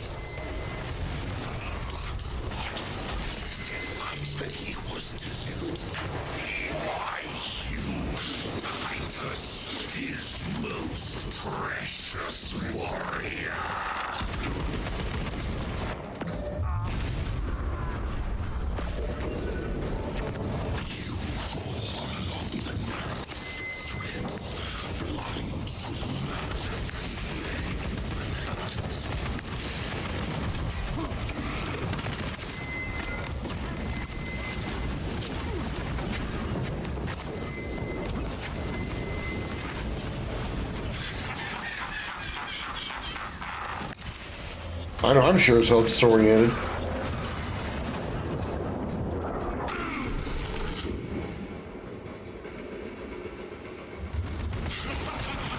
Now my gun's gone silent.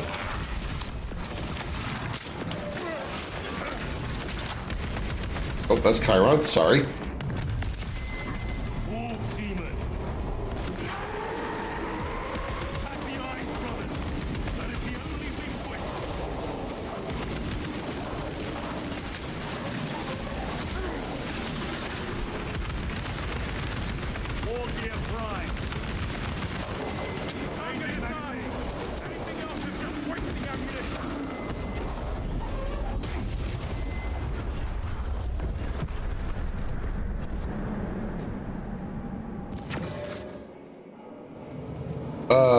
What?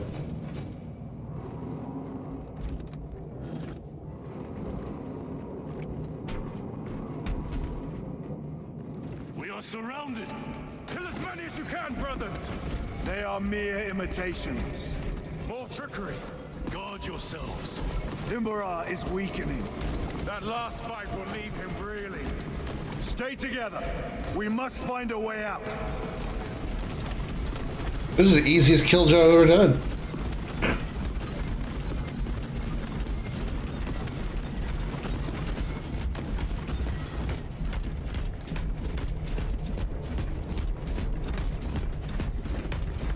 We're still hitting the walls. Not really sure where I should go yet. But I can say that I'm sure that I'm welcoming Your Dirty Thoughts, aka Chris, and his 3 raiders coming in from the Your Dirty Thoughts stream. Welcome in, raiders. Thank you so much for the raid, Chris. I greatly appreciate it. How are you doing? Welcome, welcome, welcome. Hello, Nuance. Killing Floor. Yeah, I was watching you play Killing Floor yesterday. Didn't get a chance to chat much, but I did see you in there. How is Killing Floor? And how are you doing, Nuance? Welcome in. If you are new here, first of all, let me say, if you need a raid and run, I totally understand. Take care of yourself. But if you do want to hang out, allow me to introduce myself. I'm Commander Krim, but more importantly, my second in command will tell you what we do around here.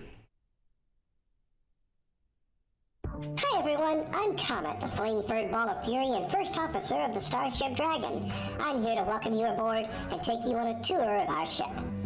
The shipmaster is, of course, Commander Krim, variety streamer, amateur voice actor, and indie game developer. We have a wide variety of content on the channel, such as wholesome, family-friendly commentary. Sorry, take all my balls. Take all my balls! And we don't have a frying pan or any condiments! I have plenty of condoms. Sometimes I enjoy shoving a pineapple up my ass. Pro-level gaming skills.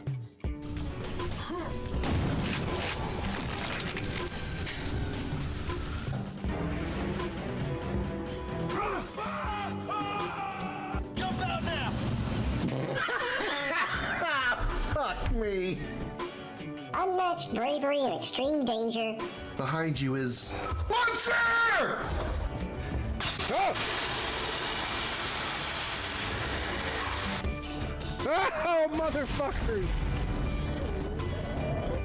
Calm, smooth musical moments. Times like these, I wish I had me an Alienware computer. So it would load this shit much faster, much faster.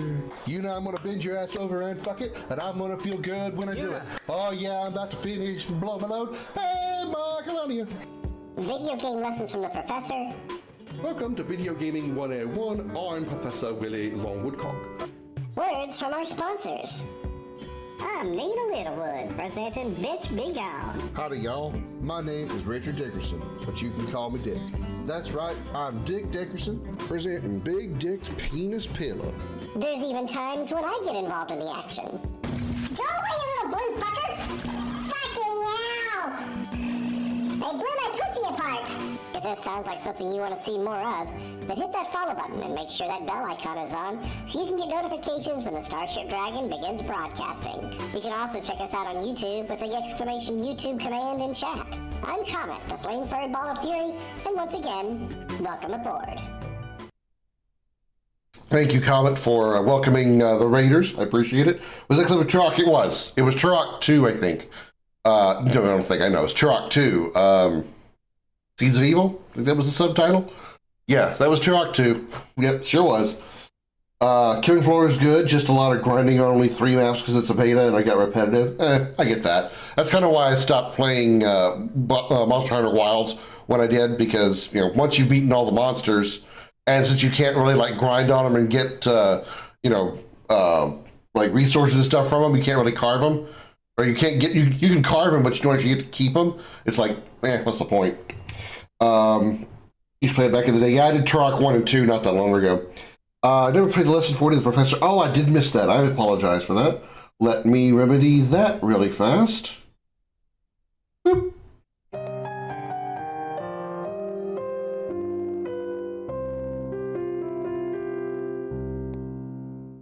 Welcome to Video Gaming 101. I'm Professor Willie Longwoodcock. Lesson number 40.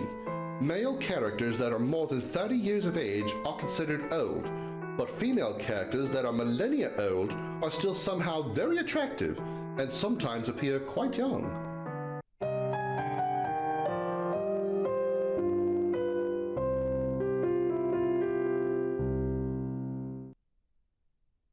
There you go, Darth. Thanks for redeeming that. I apologize for missing it. But we are playing Space Marine 2 today. I think we're literally on the final boss right now. So let's pick up. Let's just pick where we left off. Got to find a way out of here. I assume I just keep looking. Oh shit! Who? What? When? Why? Where?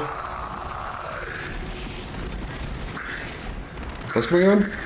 Oh, is Calgar attacking?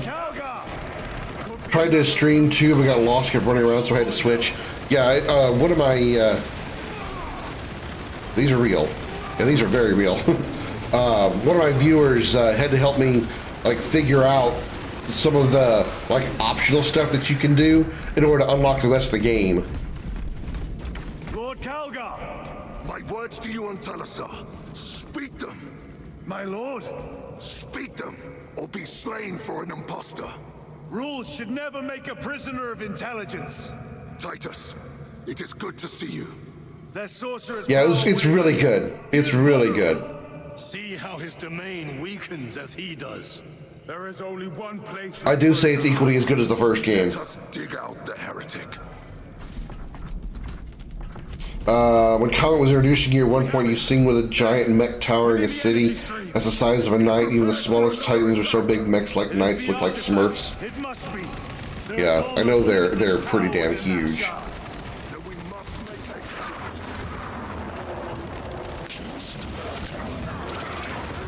Okay, excuse me. I'm not appreciating what the hell you're doing here. If you could stop, I would appreciate that though.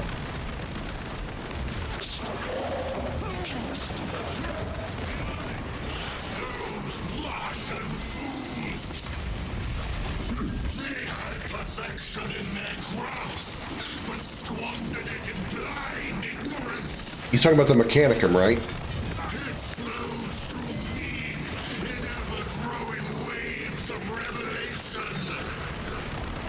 The Martians he's mentioning?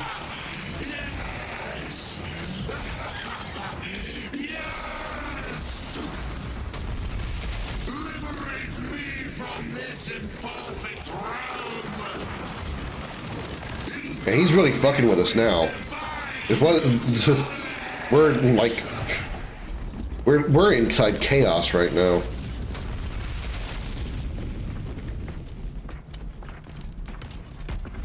Go toward the light! The shiny light! Okay, we made it.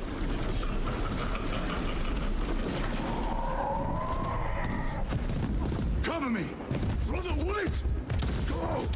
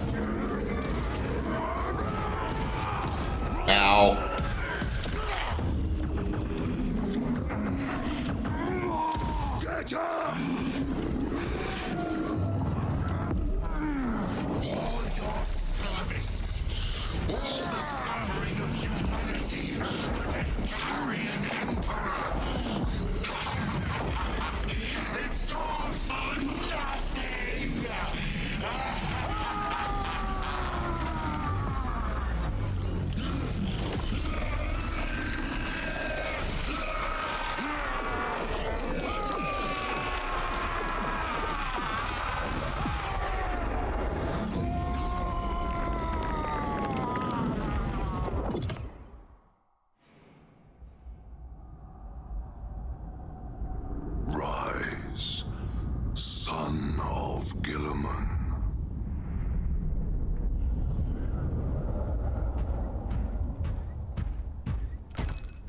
Brother, it is over. You did it. Brother!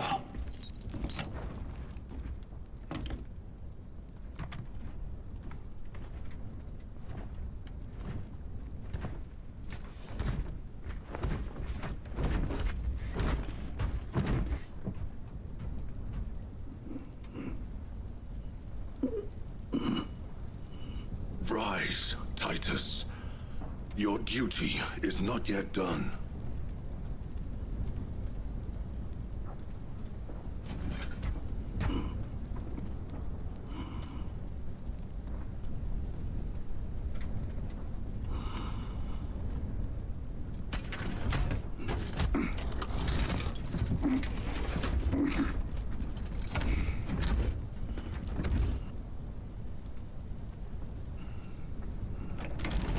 For the Emperor!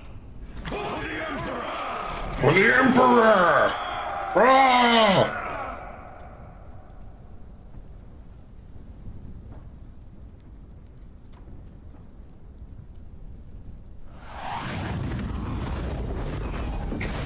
Of course, gotta have the heroic flyby as well.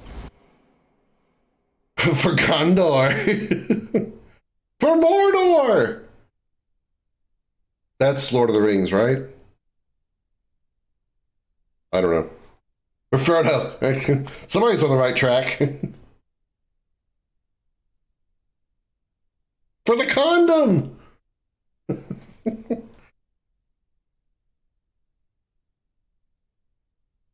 For abstinence! Wait.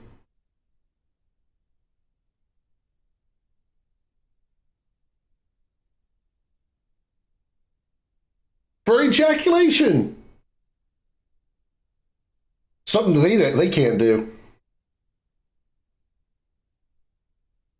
Space Marines, that is.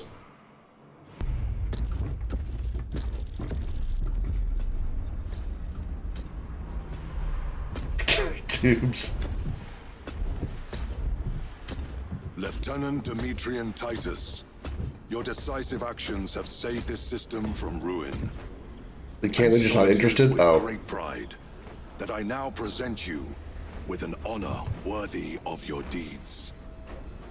The laurels of victory.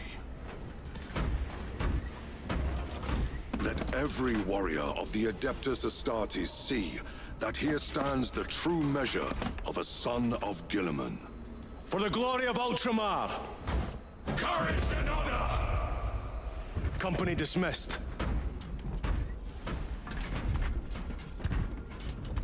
Forgive me, brother, that it took me so long to bring you home. My lord, that is... Fierce was my wrath when I learned of your detention. In their arrogant suspicion, the Inquisition failed to recognize the truth. That no evil will ever overcome a devotion such as yours. Thank you, my lord. There is a mission. It will take you away from the Second Company for a time. As you command, Chapter Master. The Brother Chaplain will brief you. It was he that suggested you for the task. My lord, the Sword of Kauth is ready to depart. Thank you, Captain. My ship will convey you to your destination. I shall be glad of your company. Titus, it has been an honor. It has indeed, my captain. I hear you'll be taking your leave of us. Not for too long, I hope. Emperor guide you. And you, sir.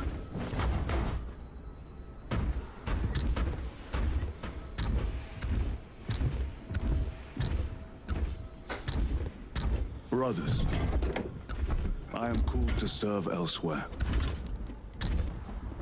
You'll be missed, my lord. I will not forget the blood we have drawn together. Nor shall we. I owe you both a debt. You have restored my faith in brotherhood. We shall await your return. Courage and honor. Courage and honor.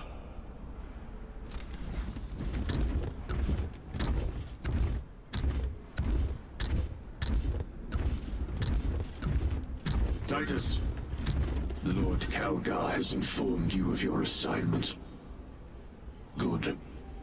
I will brief you en route. You are joining us? I am. Very good, my lord. You have done well. You have won the trust of your brothers. And of the chapter master. But know this, Titus. The stain of suspicion never completely fades. I will be watching you, should you falter on the path for even a moment. I will show no mercy. Leandros. Who? My lord, it is time.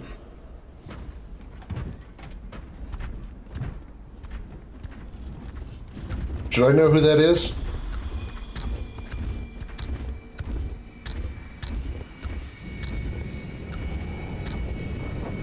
Is he the blonde in the first game? Seriously?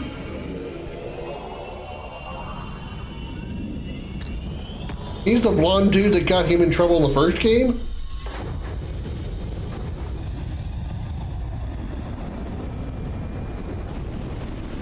How did he end up being a chaplain?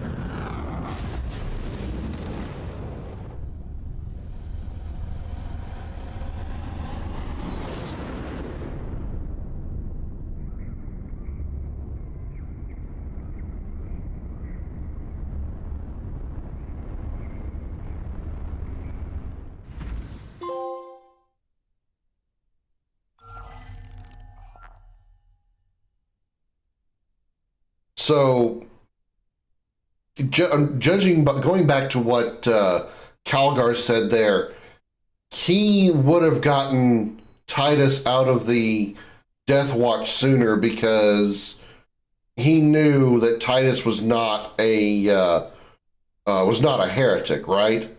That's what he meant by that. But he didn't get informed of that until much later, which is why he said it would have brought you home sooner.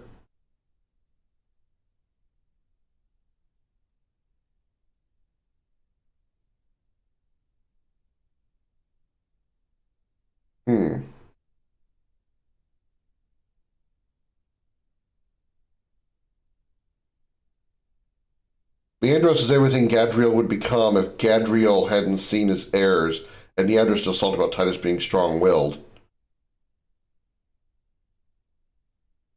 Well, they did that kind of in the first game as well. First game ended with that Leandros guy telling the Inquisition that Titus was possibly corrupted by chaos because he was touched by the warp and yet was not affected by it, which is impossible. At least he thought. So Titus had to go through the Inquisition and ended up being basically kicked out of the Space Marines in shorthand.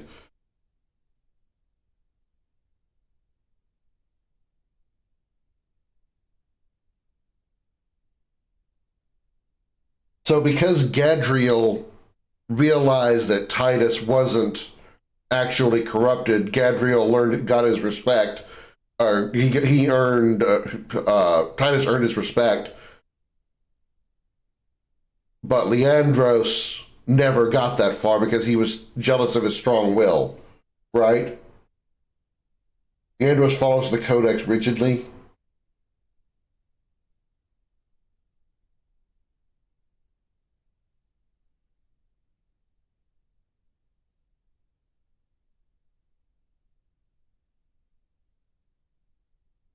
Is that how he ended up being a chaplain? Because he was also a member of the Ultramarines. He had the same armor that Titus did.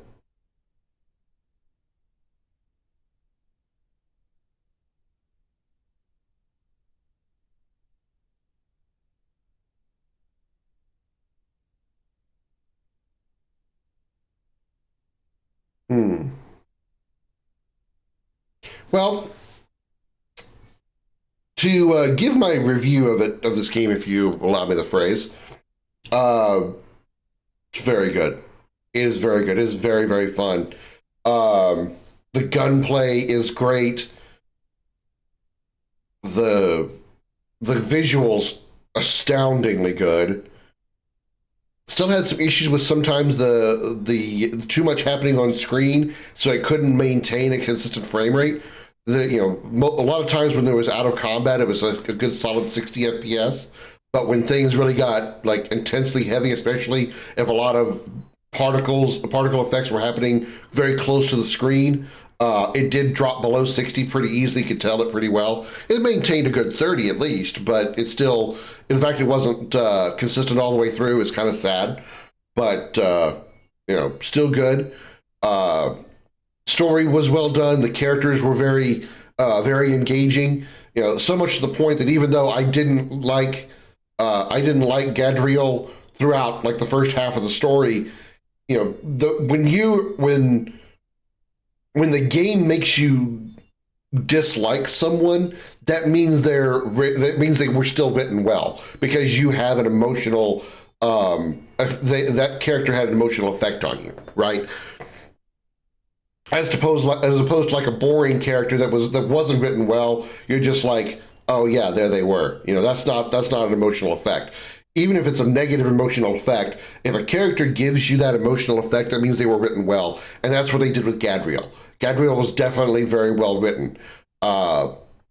He did have the pretty classic, asshole arc of starting off as a guy who didn't trust you, was very, questioning your orders and stuff, but eventually came around to you. So, standard arc story there, but still very well written, and they definitely made me feel, like first he's an ass. Okay, now he's earned my respect because he realizes Titus is not corrupted.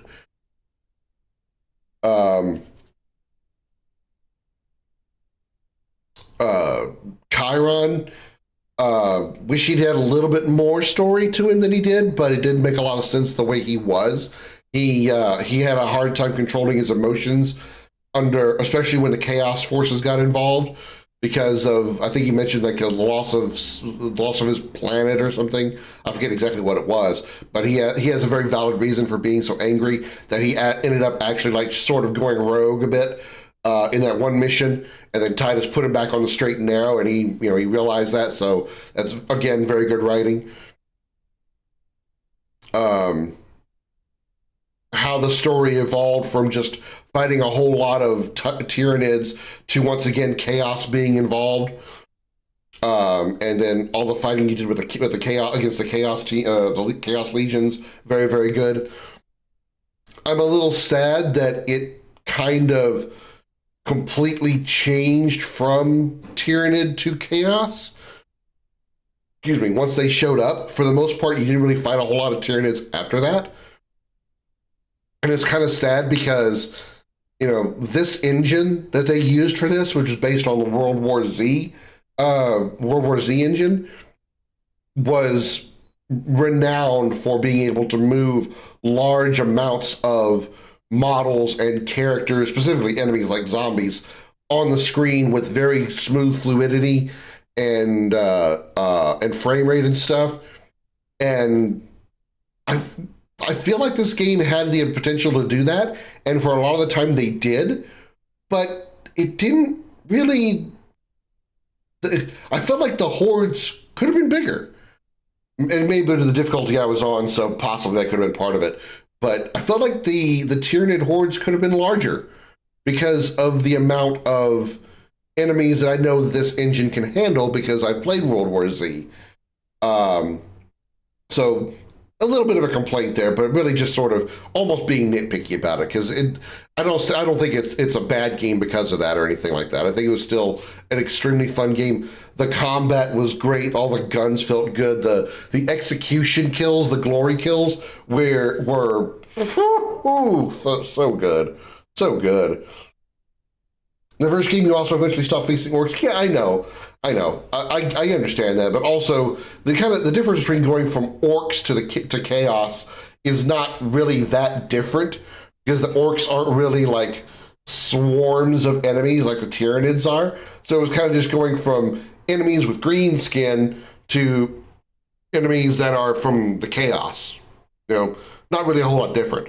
It was a different going from the Tyranids to Chaos Warriors because the Chaos Legion never really came at you with massive groups, not the same kind, not to the same level as the Tyranids. There were still a good amount of like swarming enemies that attacked you in the Chaos, the regular little soldier guys with the swords, but it wasn't to the same numbers or the feeling of being overwhelmed like the Tyranids did. But still great. For Chaplain, you need charisma and work on faith through, though the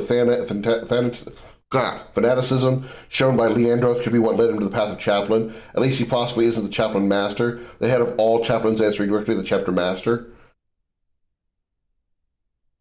If that had been the case, likely Titus would have never been, never would have come out, never would have left the Death Watch, right?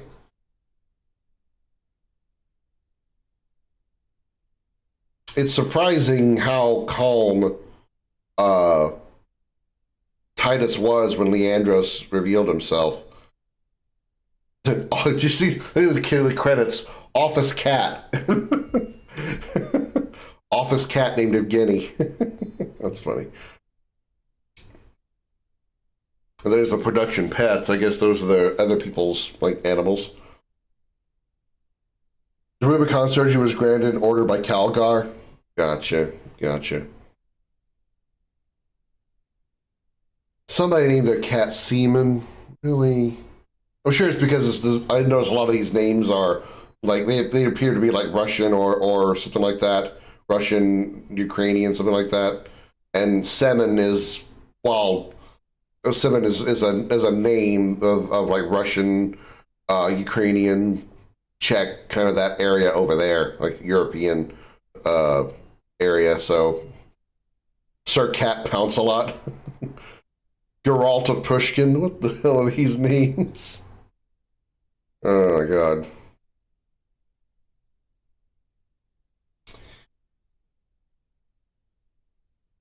So yeah, it's extremely good.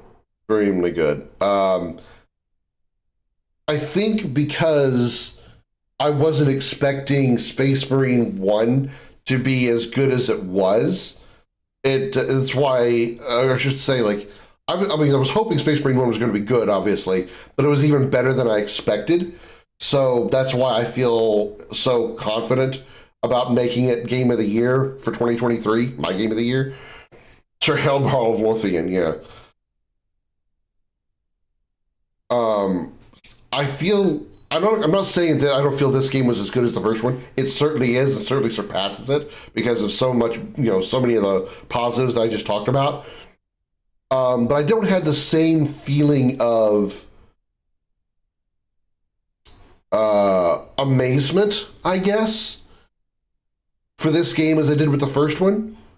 Probably because I had such high standards to be set because of what the first game did. And it certainly met them, but it didn't like surpass them, right? It didn't surpass them as much as the first game did because I guess maybe mine was too high for 2 for it to surpass it, but it did at least meet it. So I'm not saying it wasn't enjoyable or that it wasn't good. It absolutely was. Absolutely was. I just don't have the same, like, oh my god, this was absolutely mind-blowing like the first game was. Yeah, Slovakian, yeah. Slav, yeah. Or Czech, one or the other.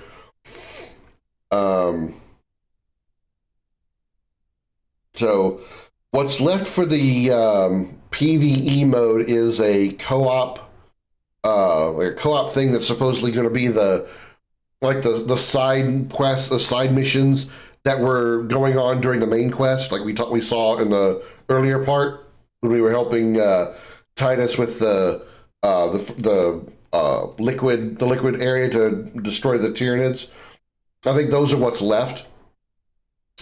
And since there's not really a whole lot of like story to really go along with it, and the story that does go along with it, we've kind of already seen the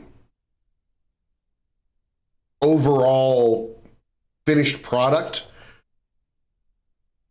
because of the fact that we were fighting alongside the main story. I'll probably save that stuff for off stream. Yeah, the co-op stuff. Yeah, the like when Titus went to go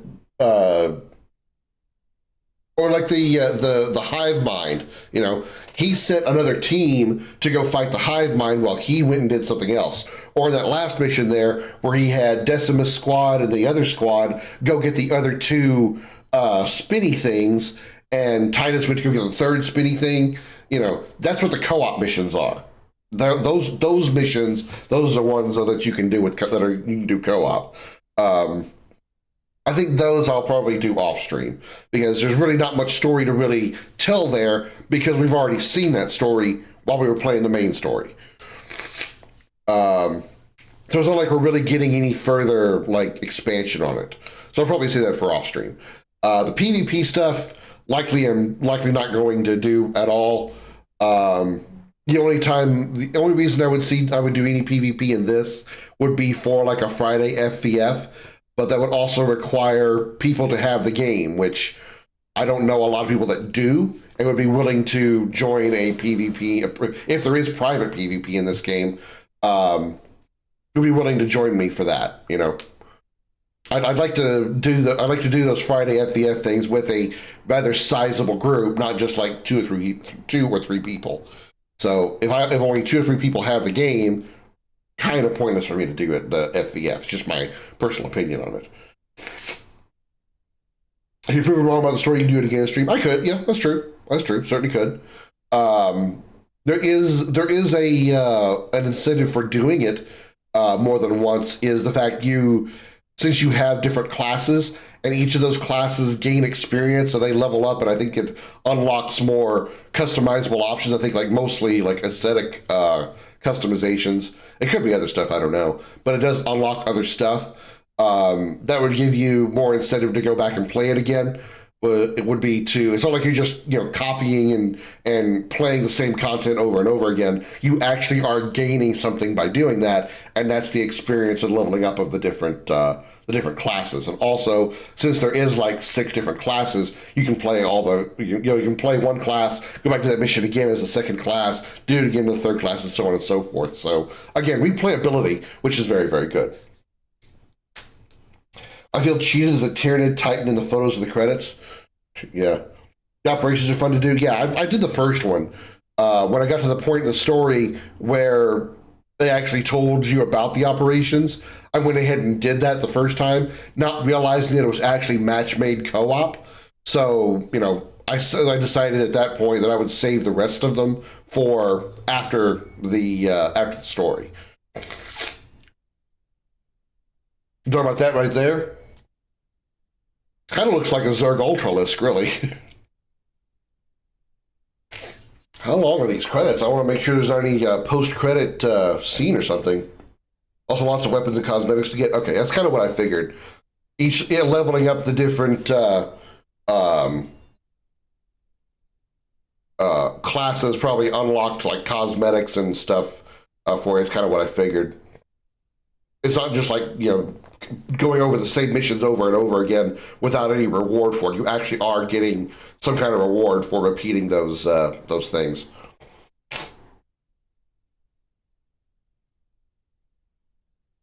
I've been trying to like vamp as long as possible so we can see the credits all the way through, but I'm kind of run out of stuff to say. I mean, there's very few things I can complain about. I already mentioned the drop in frame rate sometimes, and I don't know if that's specifically to the console version or if that's an engine limitation or if the PC version gets around that in any case, but that's really the only complaint I have. The only other big like game-breaking issue that I had was when we were on that one mission and Gadriel got like bugged. His bot route got bugged, and he was stuck trying to jump jet up a wall that he couldn't jump over. It's actually a clip on the stream. There's all the secrets to find in the missions. Yeah, you know, in the operations missions. Yeah, that was a funny as hell bug. Bagels and Nutella. those were some funny. That was a funny bug. But outside of that, the game was practically flawless. I don't really recall much else happening that was really an issue of any kind. Those of you who have played this game, what did you guys think of it? Or those of you who are watching me play this, what did you guys think? Don't forget to give your comments down below on YouTube. Let me know what you thought. Spitballing conversation topics. Yeah. I mean, I can have plenty of conversation topics. I'm just trying to like keep it like focused on this while we go through the rest of the credits. There are some games where the credits credits don't last very long. This one is just like, holy crap! A lot of people got involved in this. There's a harmless bug too. As a checkpoint reload fix it. Yeah, absolutely, absolutely. I wish there was a way I could have like forced him out of it, because obviously what he was trying to do was jump jet. His AI bot route was designed to jump jet up to the top of the wall and then land at the top of the wall. Well, his AI bot route, he was basically out of position, so he couldn't take himself. This is for those who really care about like knowing how AI bot routes are programmed. His character was in a position outside of his bot route. So he was trying to find a way back to it. And when he did, it caused him to like briefly hit it. So his AI went, oh, I'm back in place. So he turned his jump jets back off because he has to like jump from the ground up. So when he jumped up and like touched his AI bot route, his AI went, oh, I'm back in place, jump jets off. And so he landed back out of the AI, out of the bot route. And then his AI went back and forth, like, oh, I'm back out. Got to turn myself, got to go like back, got to find the bot route again. Activate jump. Oh, back in the bot route, got to reset that. So it was just, that's why he just kept jumping in that one spot over and over again. Higher difficulties and operations can get brutal. I played this game on normal difficulty, and I think I only got downed like twice, maybe 3 times. And I had, obviously I had my AI teammates come and pick me up, and ready to throw. And I had my self-revive many times. There was a few times that I had the self-revive boxes, and I think whenever I got down, I was always picked up by the AI. I never had to use basically the auto revive. And I was on normal difficulty, so I had imagined like actually a harder, like truly challenging difficulty. It'd probably be brutal as hell. Hi, Josh. Welcome in. Is he going to be falling into position 2, meaning he was out of jetpack fuel? There wasn't really the jetpack wasn't really a fuel thing. It was just a burst kind of jump. And whenever he would, like I said, whenever he jumped off that little ledge he was standing on, he would enter his bot route, so therefore his AI would reset itself because he's back where he belongs, and his AI bot route says, okay, to make the jump from here to here, you have to make a full jump from the refreshment from a fresh jump pack. Fresh jump pack amount. So when he went into it, that's where the AI turned on and said, okay, got to refresh my jump pack fuel, and so stopped jumping and then fell back out. So yeah, it wasn't like he was falling because he ran out of fuel. It was because he was turning it back off because his AI bot route was programmed to do it from a full bar. But it was just happening so quickly in between.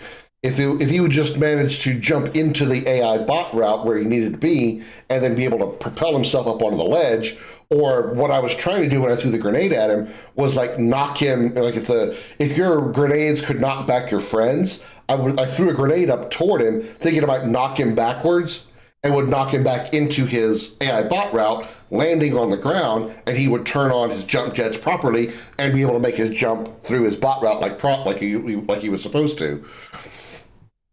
But since you couldn't physically alter his position, he was literally in a permanent loop, permanently bugged loop, because he wasn't supposed to land there.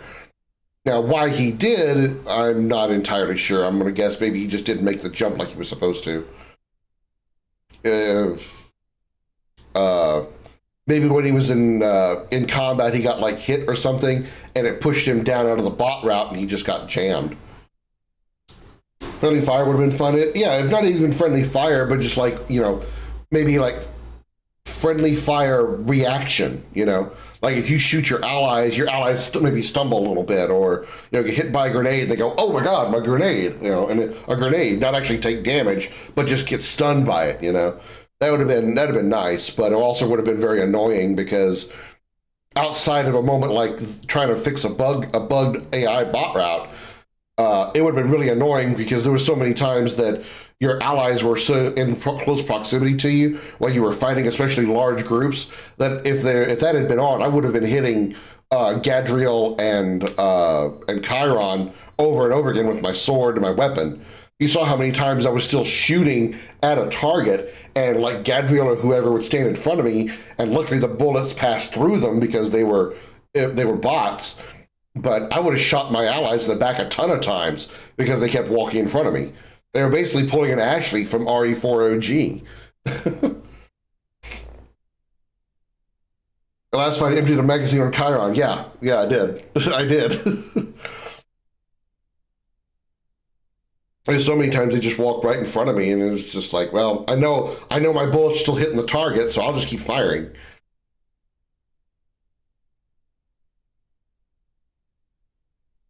I don't want to skip the credits because I don't know if skipping might skip a post-credits scene. If anybody knows whether or not it does, then let me know. If there is a post-credit cutscene, let me know. And if skipping it skips that, let me know that too.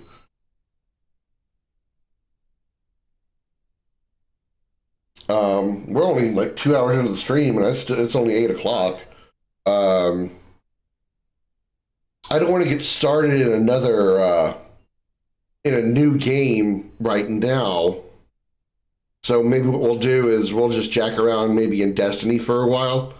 That's kind of a time killer game, and I wouldn't mind showing off the new build I have. Well, relatively new build that I have for my Warlock, my Void Warlock. I was originally using the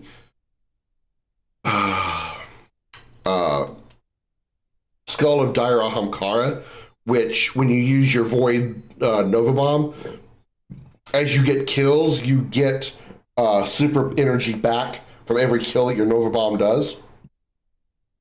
Well, in this new build that I have, you build more super energy when you kill enemies, when you get kills, using a primary weapon of the same element.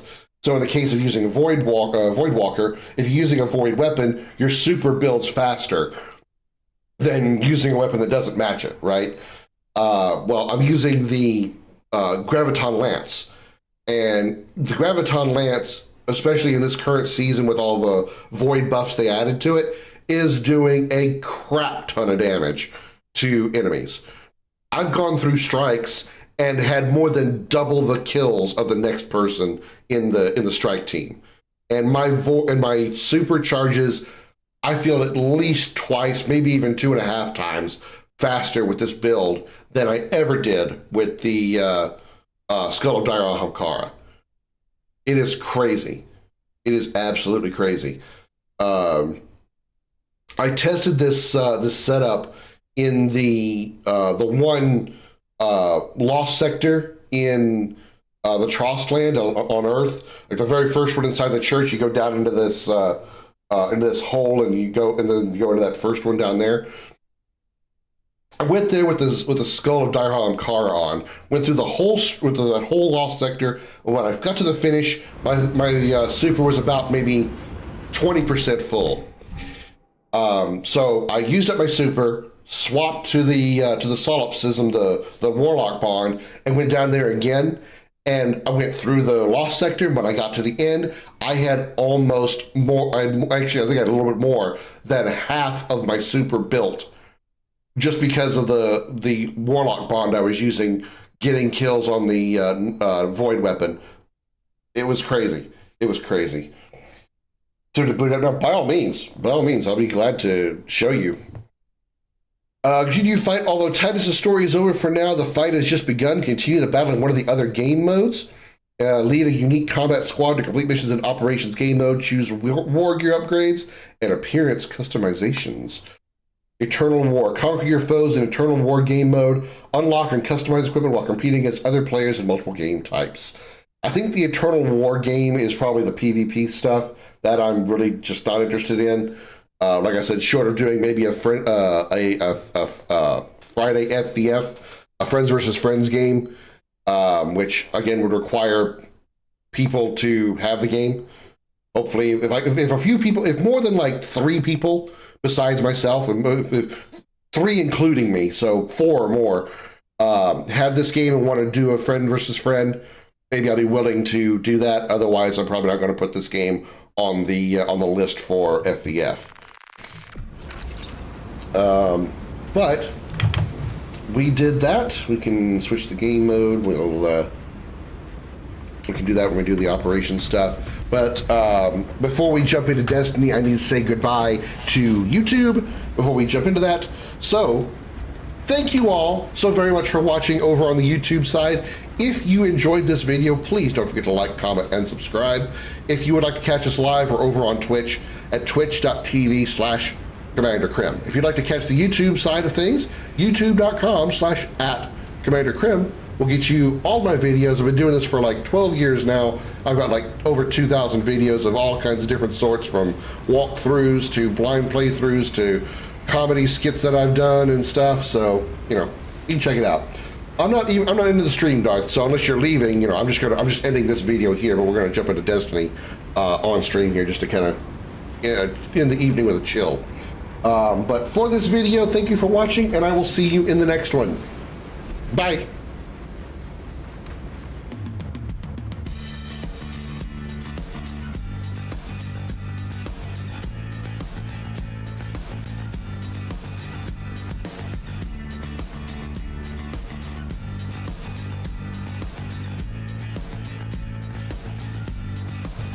All right, chat, thanks for waiting for me while I said bye to the YouTubes.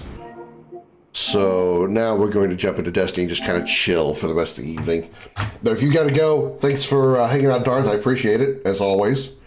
I'll be back on tomorrow at noon, for sure. Let's switch this over.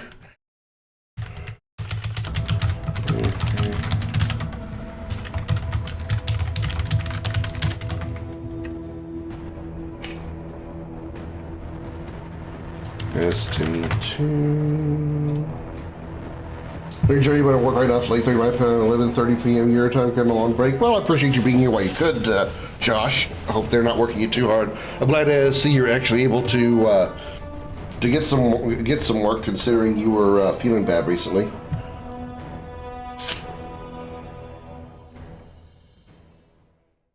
Yeah. Nose itch.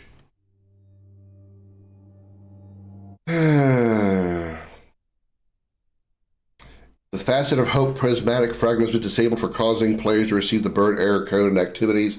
The re-enable once a fix can be deployed at a later date. I don't think I use the Facet of Hope in my prismatic setup. But let's take a look at the build here. Yeah, this is what I'm currently using, the Solipsism with this here, Spirit of Harmony. Final blows with weapons that have the damage type matching your super's element grants you super energy. Excuse me. This particular perk is what I feel makes this build create super energy so fast. It does it incredibly quickly, so much faster than even like using a Nova Bomb against a large group. The Dire Ahamkar will give you back super energy on kills that your Nova Bomb gets, but only up to about like 50% of your bar. It caps out at 50%. No matter how big of the group you kill, you will only get about half your super bar back. But even with that, even if you get the full 50% bar, I still don't feel like you get your next super as quickly as you do with this perk, the Spirit of Harmony perk. It is nuts how good this is. Now the other perk I have here is Spirit of the Ophidian, and I just like it. I just like this because it's it's faster weapon swap. This one isn't as important to me as this one is. I got a couple. I bought a few of the solipsism bonds on Xur, and there was like 2 of them that came with Spirit of Harmony, but what was the other one? I don't remember what the other perk was on the other one that I had, but I preferred this one over the other option. I've already done the Duo Dungeon. I did the Duo Dungeon with BMO, which is why I have access to solipsism. Otherwise, I don't think Xur would sell solipsism to me. Which reminds me, rather, I think Xur's in town because it's Saturday or Friday.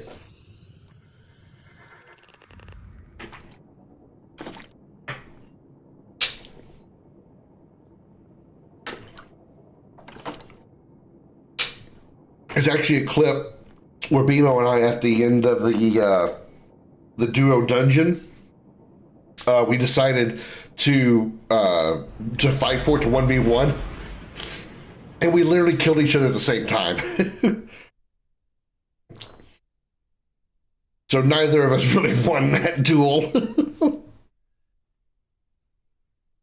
Of all the people that I know personally that play Destiny, BMO is the one that really scares me the most as far as competitive. She's the only one that I think, one of the few definitely, that it's just like, if we're playing like FVF and I see BMO coming, I am like braced for death. And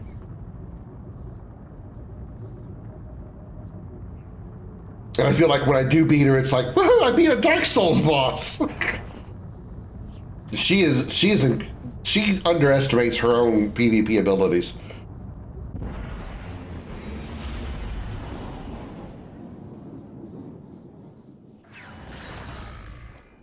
And it's kind of odd that BMO is the one that frightens me, considering Jose played Fortnite, and he's also young, so he can he's better at learning those kind of things. You have a Flame Titan? Nice. I know what I came here for. I want to go to Xur. So I've been using the Graviton Lance, which is basically the Void version of the Sunshot. And with this season having so many Void buffs on Void abilities and stuff, this gun is absolutely incredible. Even without the solipsism buff that I'm using. The Graviton Lance is incredibly good. And there was a bug that I noticed before with the Graviton Lance. If you kill a fallen shank, the floating little robot guys, well, let me back up here a bit.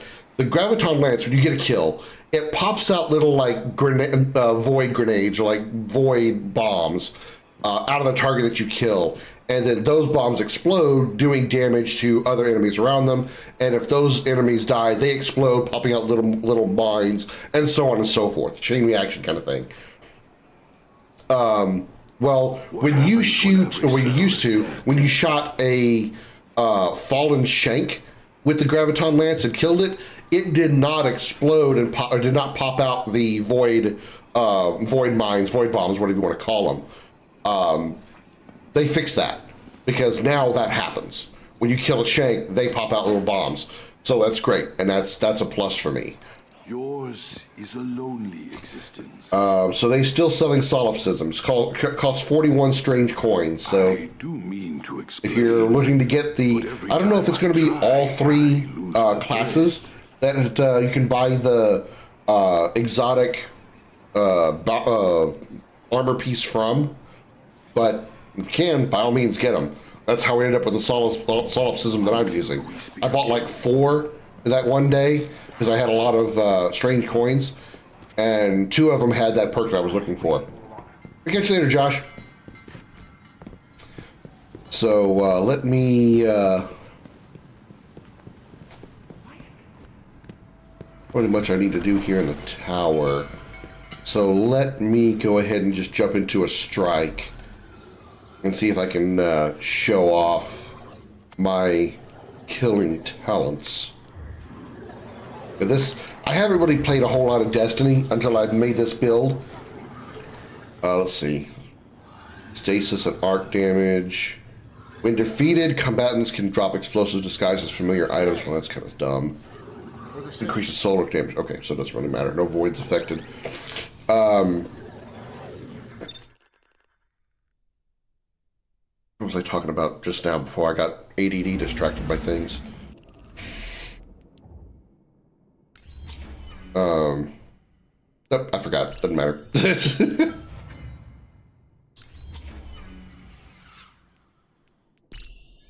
Been filling these out too, when I could.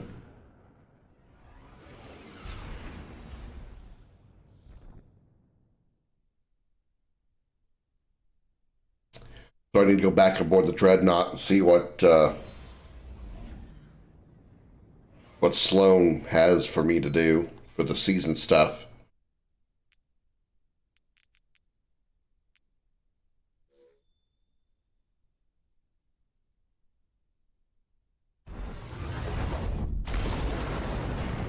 Nessus. Some of these freaking Nessus, man. There's so many strikes and PSYOPs activities on Nessus. It's nuts. Or Battlegrounds, not PSYOPs activities. So many Battlegrounds and strikes on Nessus, it's insane.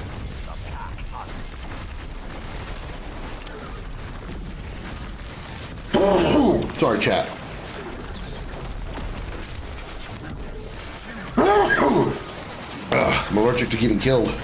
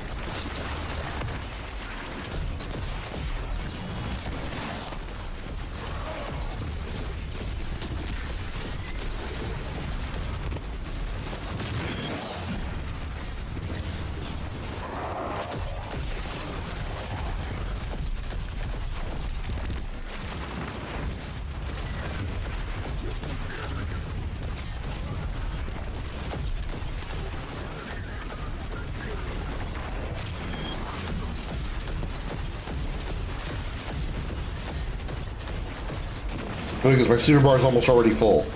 We haven't been in this mission that long, and my super bar is almost already full. And it is full.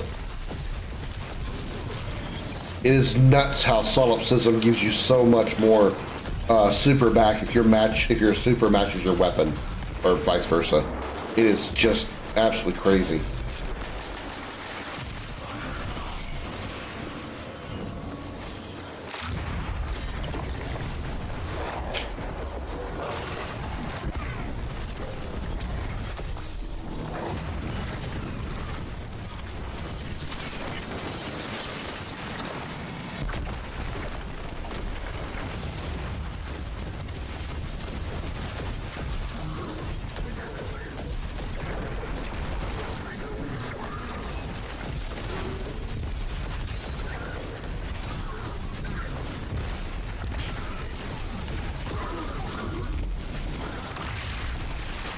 And this build is also like very easily one of the best survival builds, because even without at least so I don't know how I'm triggering it, but somehow I'm triggering Devour even without using my abilities. Ow! Of course, then that happens. But Devour usually triggers on kills made with your abilities, so grenades, melees, or super, and you get Devour. I'm noticing that sometimes I'm getting Devour and I haven't used an ability. So I'm not really sure where that's triggering from. I've tried figuring it out, and sometimes I just I can't find it. But sometimes I'm triggering Devour without it, and obviously from there, all you can do is just keep killing and you get a full heal every time. And I think that also boosts your super. So you're kind of getting like a double buff, if you will. You're getting a buff from solipsism and the harmony perk, and then you're getting more super built from continuously killing with Devour on.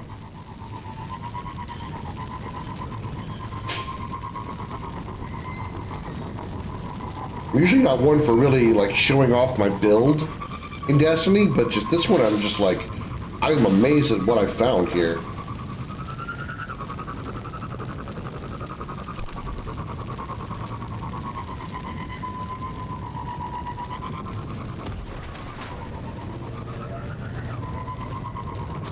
I can only imagine if maybe like a solar hunter were to use something like this with like gunslinger or blade barrage and like a sunshot or a BXR battler, just be spewing out golden guns and blade barrages all over the place.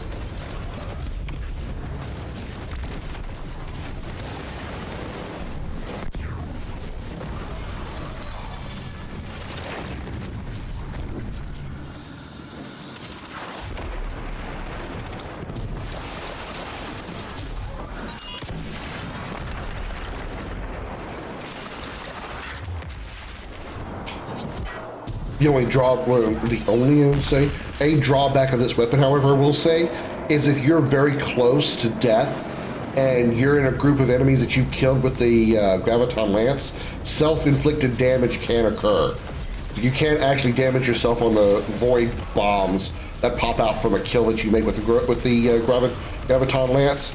So, you know, I have killed myself a few times because I was really close to death, and among a group of enemies I just killed with a Graviton.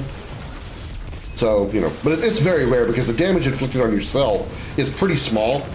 But, you know, if you only have 3 HP and you take 3 HP of damage, you're dead.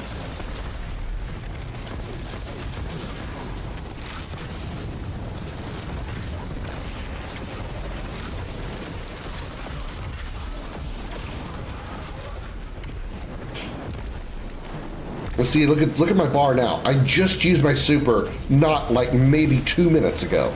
Maybe not even that. And I'm already back up to half super. It's just crazy how quickly this solipsism this harmony perk builds up super. It's absolutely insane. I still can't get over it. It's almost like I feel like I've got like a hack on or a cheat on or something.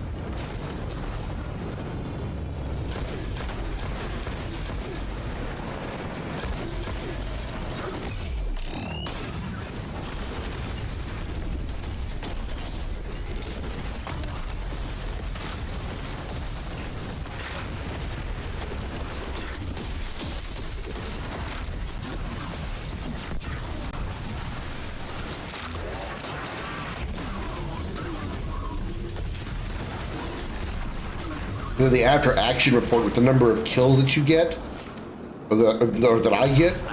Begin the rite of proving. Show them. I've easily cleared 200 kills in a single strike, and that's not easy to do.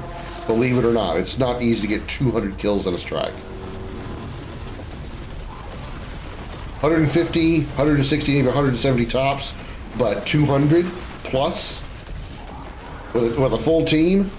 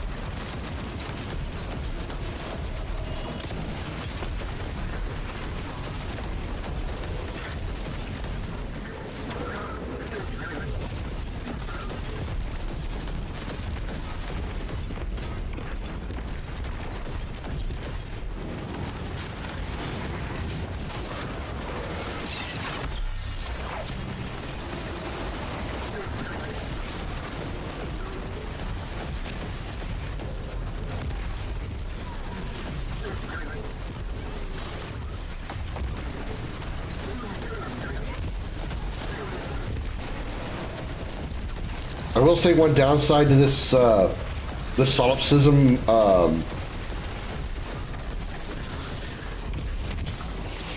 bond is the fact that it is limited to prismatic. So if you're trying to go for a non-prismatic build, which I'm sure is very rare now in Destiny, but if you're trying to go specifically for a non-prismatic build, you cannot use solipsism in that way because the perks are only effective if you're using a prismatic build, subclass, or the prismatic subclass.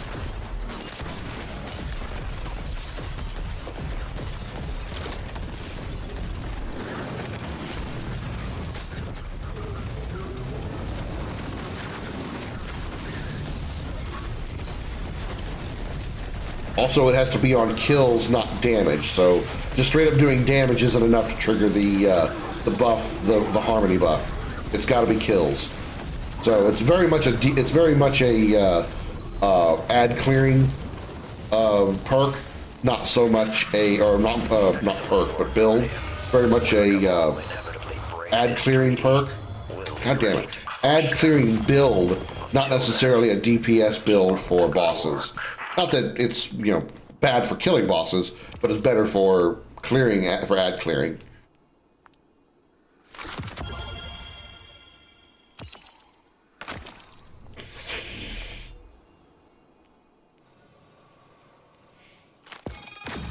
This looks like something out of Monster Hunter, sort of. That hood on. Yeah, 127 kills.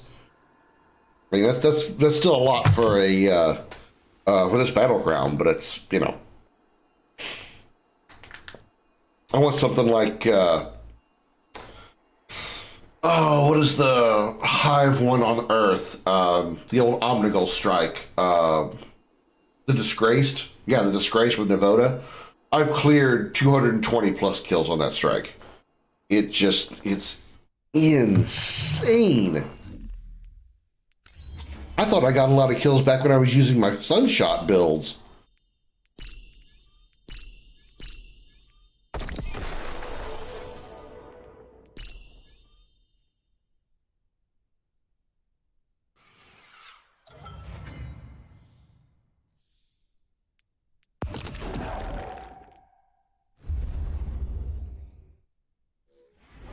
It's kind of nice that in this season to return to the Dreadnought. Some nostalgia right there from Destiny 1.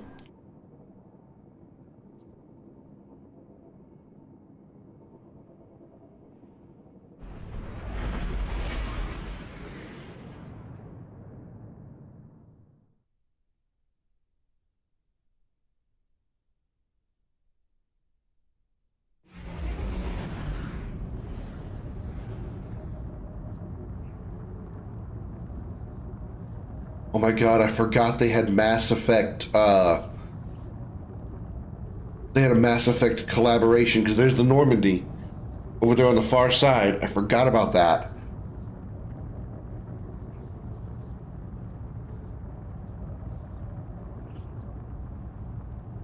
I didn't like this dragon armored vehicle so much. I would absolutely get the Normandy. Random arc build.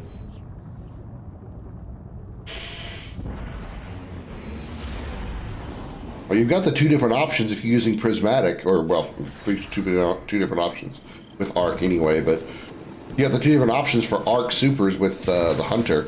You've got the normal like the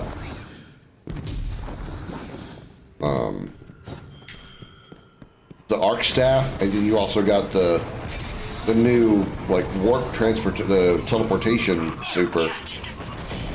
Finally. Failsafe knew you would answer her distress call. The captain enjoys dismantling Vex almost as much as you do, Saint Unit. Are we rubbing off on you, Failsafe? Not really.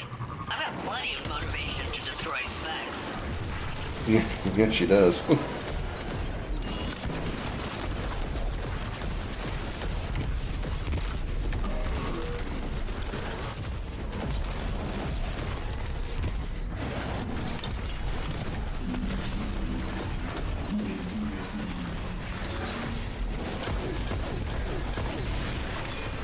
Gathering Storm provides use harness. Gathering Storm is the teleporting one, right? I don't know the names of the supers for Hunter that well, as far as Arc, because I don't think I've hardly ever used Arc supers with Hunter in Destiny 2, because I did not like the idea of the staff. And the teleporting super, while it's kind of cool, I don't really see, it's not really my play style.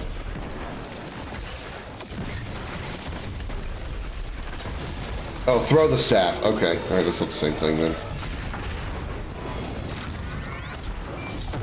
Be careful while I'm gone. There's one where you like, one of the Hunter supers is you throw your electrically charged like blades around.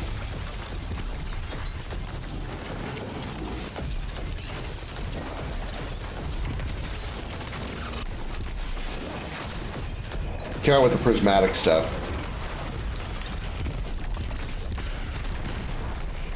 Each of the classes got one special change to their one of their supers. For the warlock, it was the solar warlocks got Song of Flame. And then Titans got the Void Axes.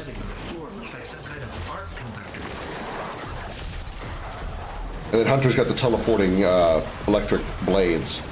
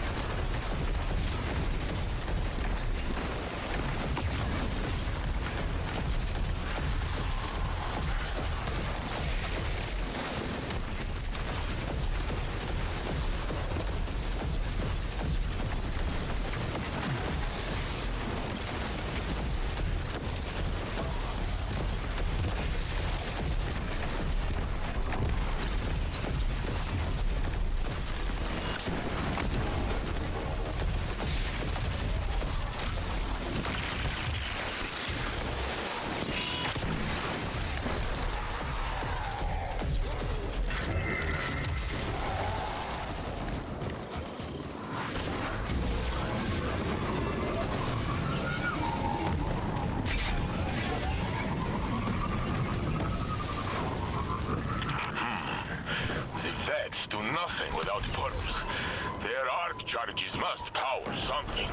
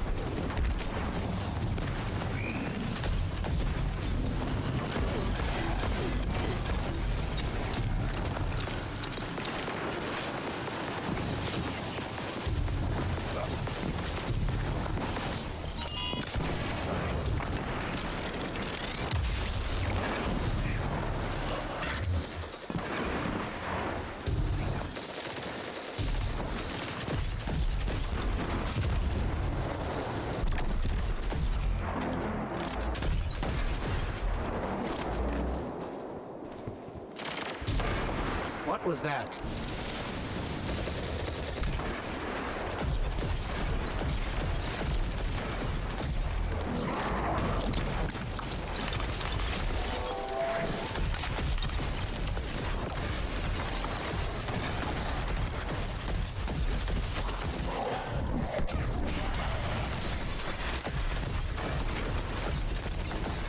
No? I was standing on something.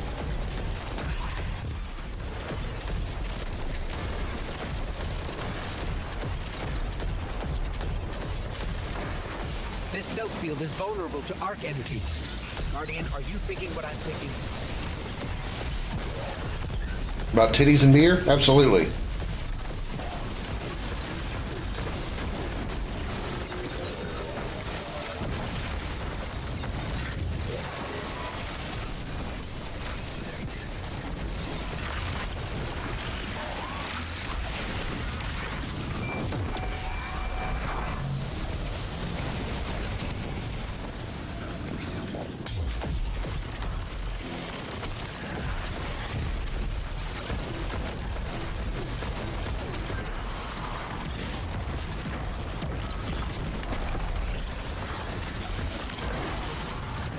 Do you think House Salvation found what they were looking for? I do not think so. We would know if they had. Still, how did they learn about the upheaval on Nessus? It's nearly impossible to hide tectonic activity across an entire planet. Believe me, I tried. 122 still top of the list. Well, the next one loads up. I'll go pee. Be right back, chat.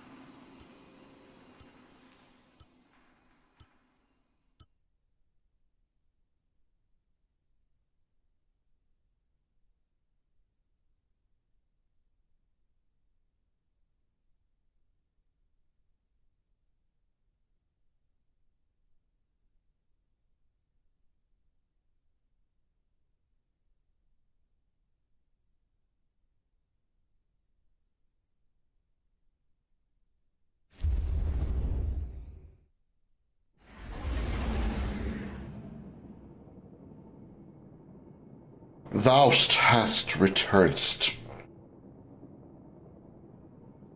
Oh.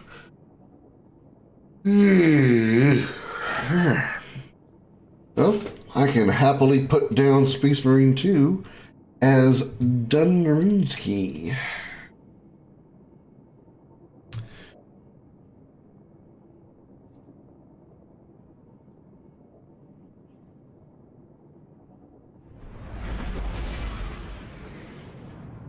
I gotta figure out what to play next.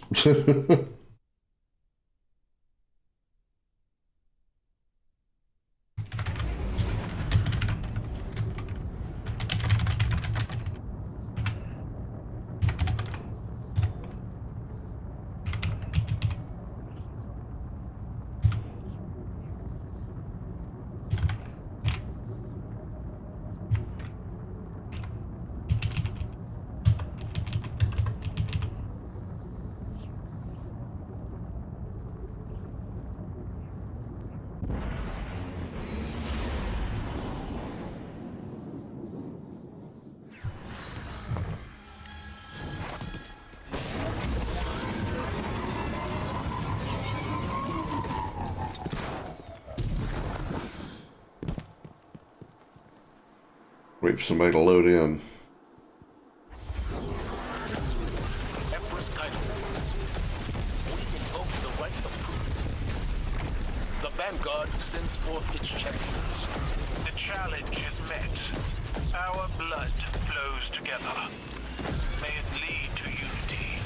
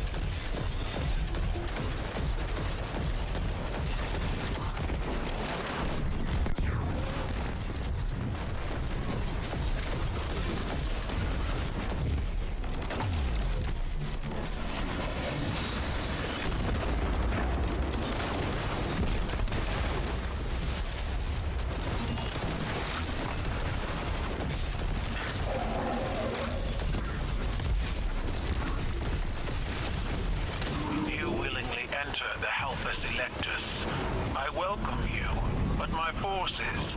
They do not.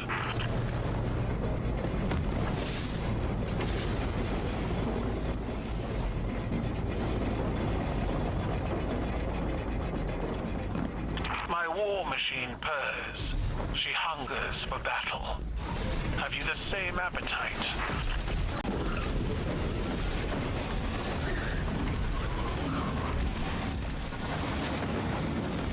Knocker knocker. Dude, get off the fucking sparrow. Or whatever. Alliance armor the stars. We lost our world to the Hive. Why will you not stand with us? We sign no treaties at the end of a gun.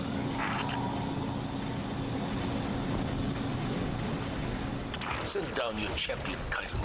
Bring this fight to an end. My honor guard deserve a role in this battle. A victory here will be victory for all Cabal.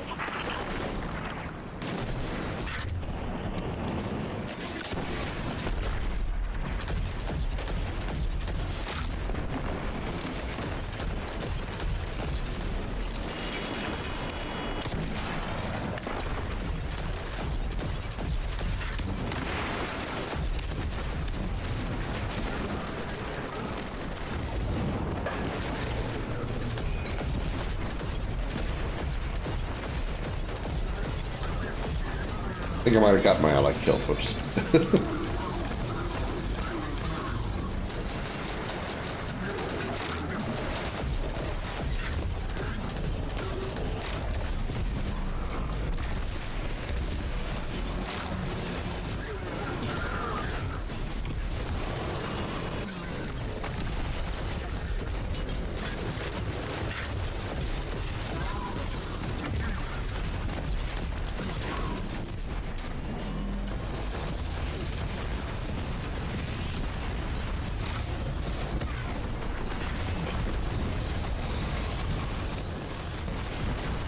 Boy, it's so nice to be able to kill Goliath tanks so quickly. I remember how long it used to take in Destiny 1 to kill Goliaths. It was a full-on, like, hard-ass boss battle every time. Now it's just like, meh. Like, oh no, a Goliath. Oh, whatever. Does it take 4 seconds or 5 seconds to kill it? Beneath the outer plates, according to Amanda, you emerge near the power relays. Guardians, I have prepared further challenges for you. A banquet of combat to test your resolve. The Guardians are coming for your champion. They're not here for your hospitality.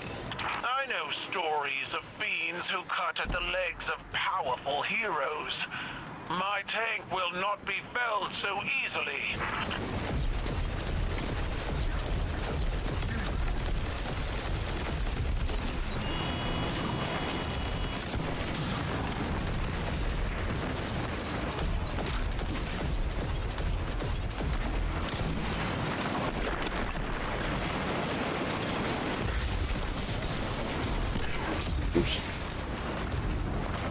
Nope. Nope. I will not die. I will not die to a stupid mistake. There we go. Almost died to a stupid mistake.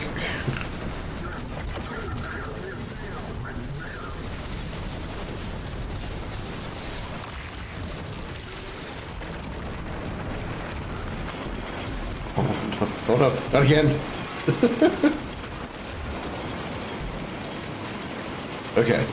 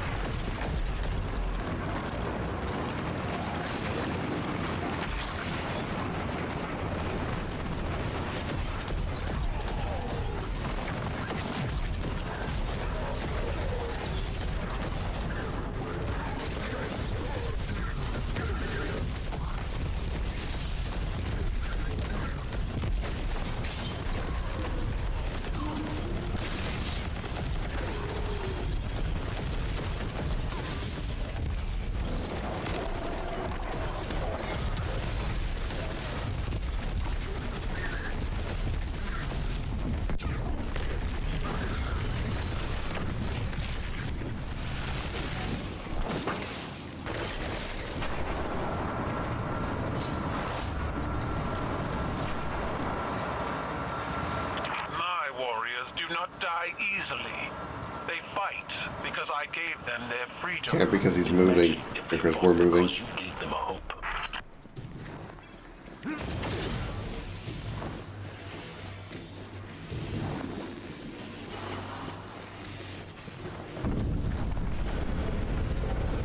My champions are ready, Keitel. Is yours?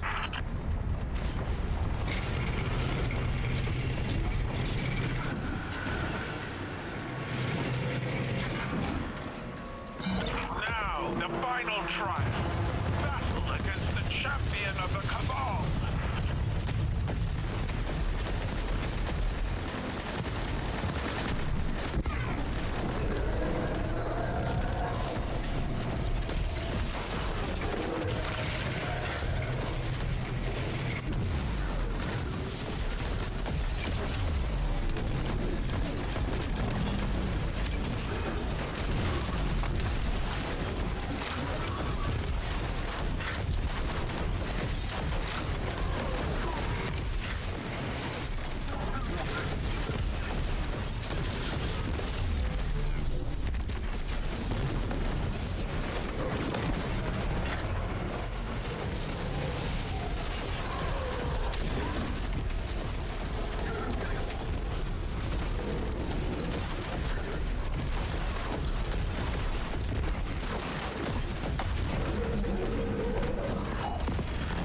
Ew, an exotic engram.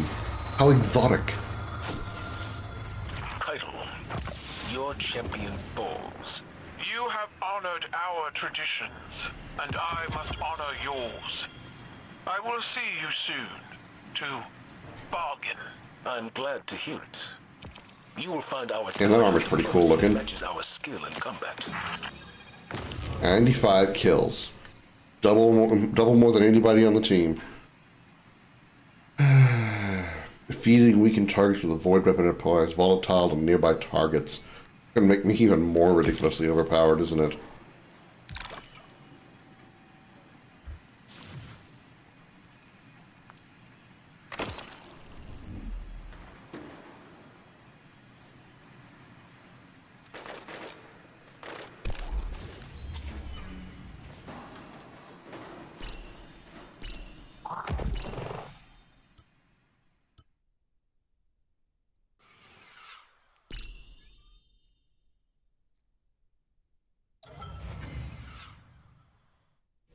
Might like your warlock build? Really?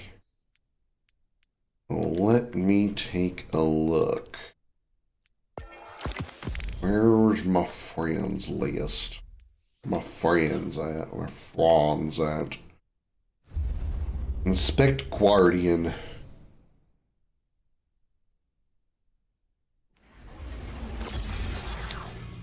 Song of Flame. Blessing, protection, mending, purpose, and dominance. Jolted.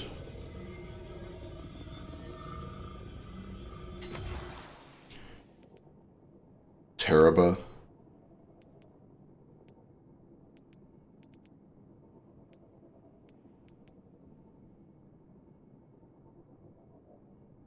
Gain super energy on elemental weapon takedowns. That's what I have on the solipsism.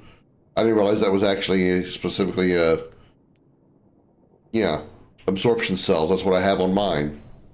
On my, bond. Absorption, well, it's called Spirit of Harmony, but it's same thing. Final blows weapons that have damage type matching your super element grants you super energy.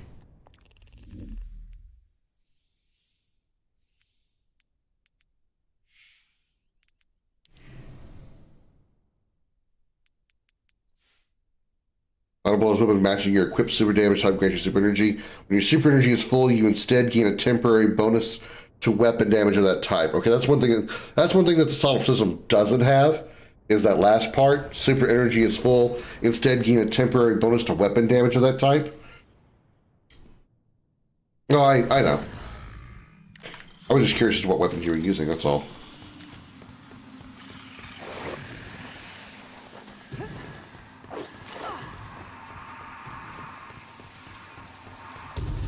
The Temple to Oryx is protected by one of Sabathine's toughest warriors.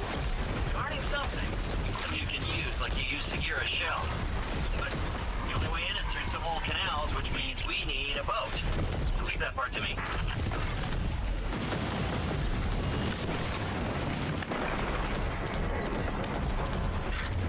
Hey, that's our guy. The one guarding the temple. What's he doing away from his post? This could be our chance.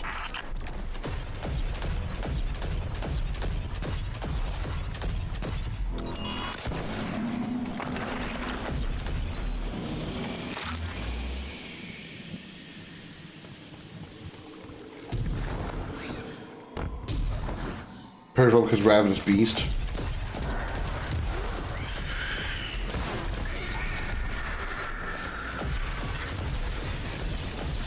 What does Ravenous Beast do?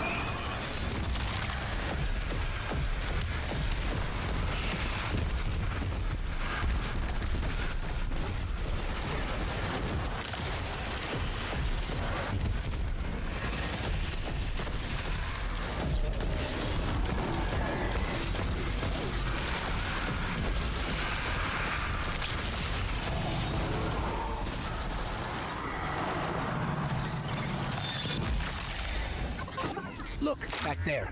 The path is unblocked. Good thing the you don't have to like choose between reviving and squeezing a ghost. It automatically does it for you because you get a teammate's ghost next to a hive ghost. You might squeeze the wrong one and revive the other one. Oops. Increases outgoing damage, reduces incoming solar damage.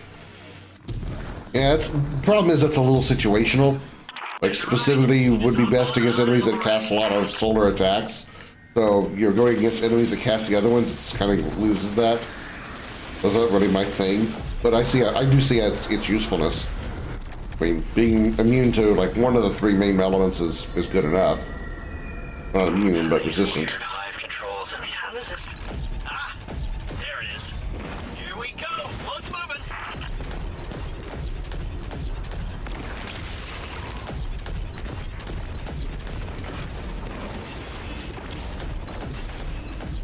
I was using the Jotun over there.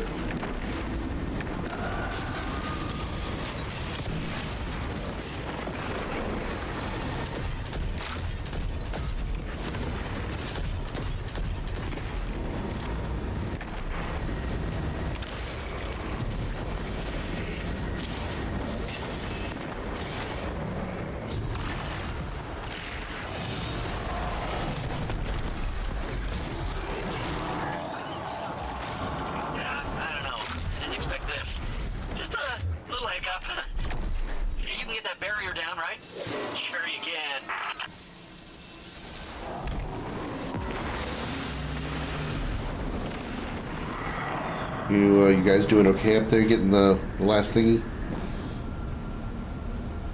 Ready for the increased damage? Yeah.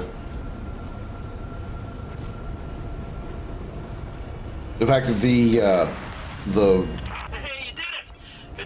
chest piece you're using gives you additional damage when your super's full. It's kind of nice.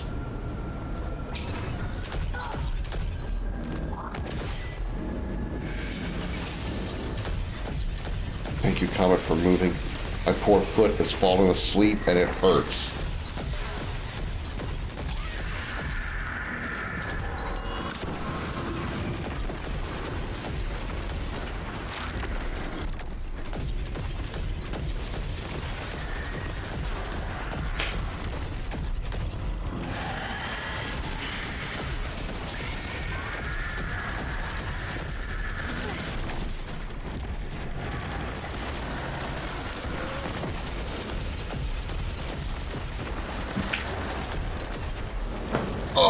Oh, thank you for moving. Oh, Comet. Oh my god, my leg. Oh, now I'm gonna have ants in my foot for an hour. Oh my god.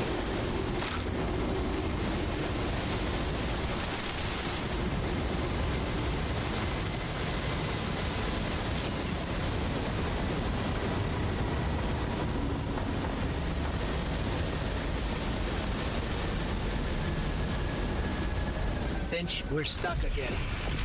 Seriously, but I did the thing. It's just this hive tech. It's so archaic. Just give me a sec.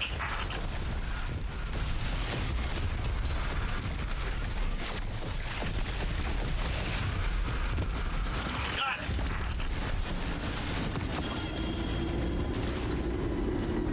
Oh, the ants. The ants in the foot. Okay. The poor foot. Close to the swamp. The ants. Temple's not far from here. You said this is a temple to Oryx? Yeah, that's right. Savathun's brother. The Taken King himself. Killed each other about 1 million times over, but he dedicated a temple to him. Funny how that works. Now be careful here. Something happened to this place. It's overgrown with darkness. I can sense light here, though. I just can't see it. Maybe there's a safe path through.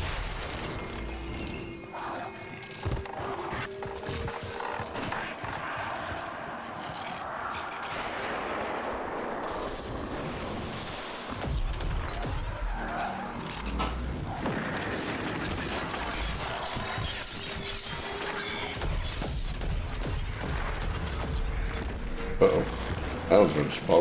I was gonna spode. Maybe by it.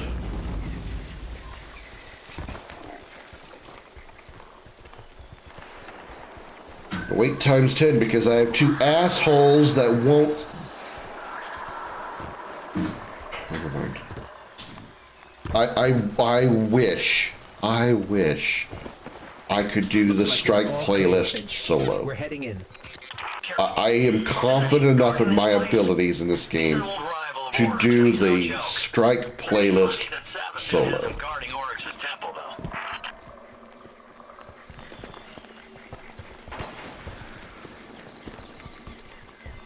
Not Nightfalls, the playlist.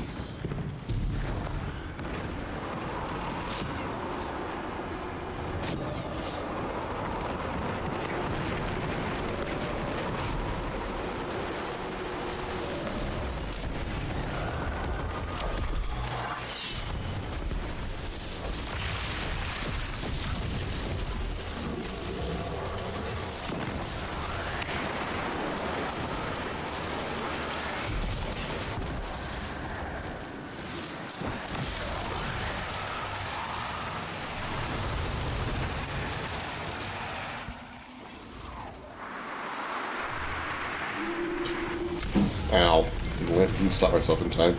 Oops.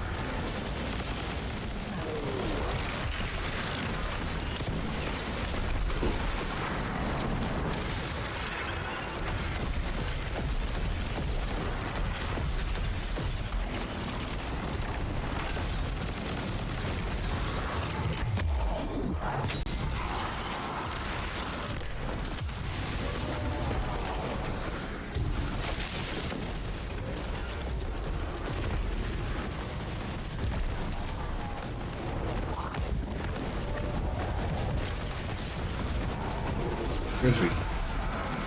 He's the biggest guy in here. Where is he? Oh, there he is.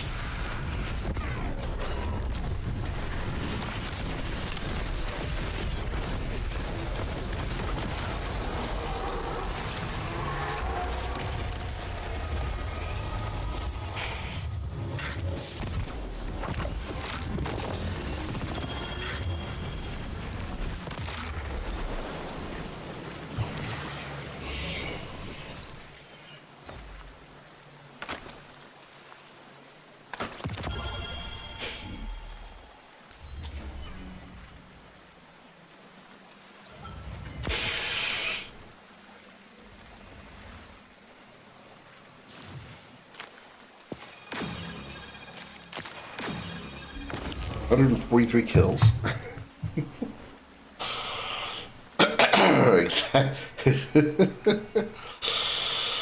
Oh, 30 orbs created.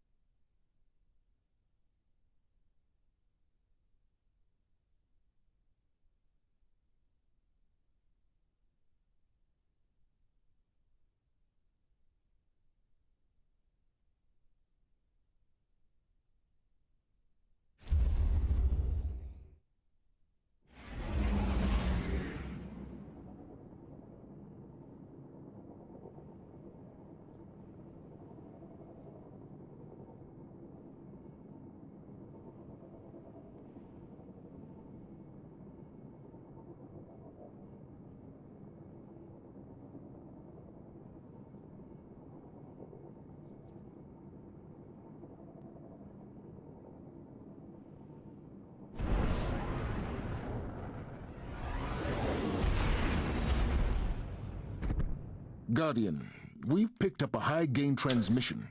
Origin point Fallen is somewhere Saber. along the coast, near the Cosmodrome.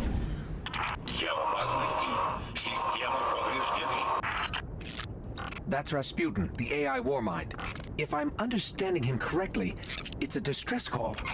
There are so few ballet fans left, Guardian. It'd be a shame to lose him. I'm joining somebody in progress because I don't see any ships. Yep.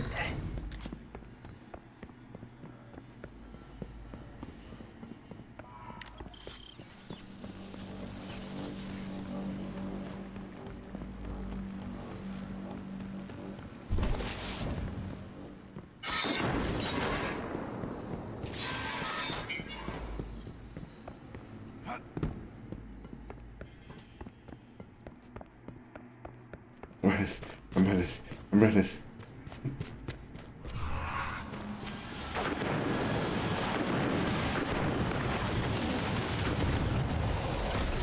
I'm not going to have the most kills here because I'm joining way, way late.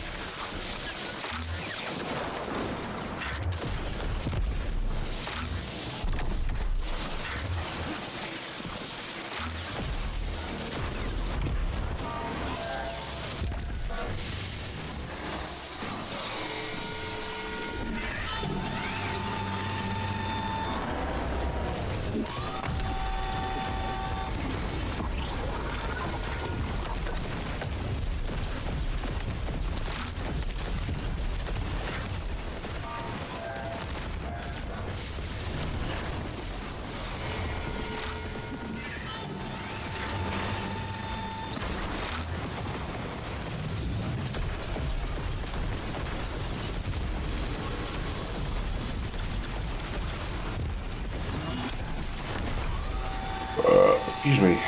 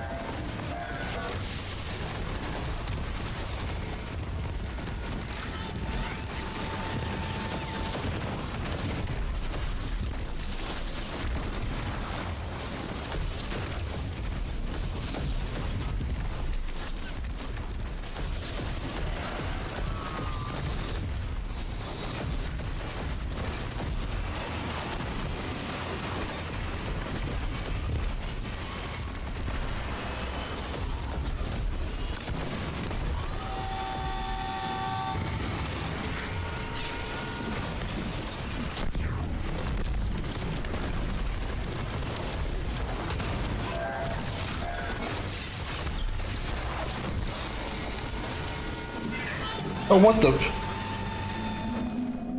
Wow.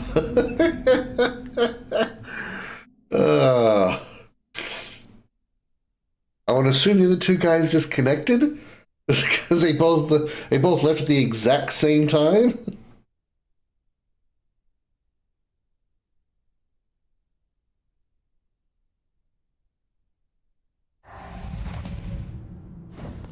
I'm about to find out if I can solo Fallen Saber.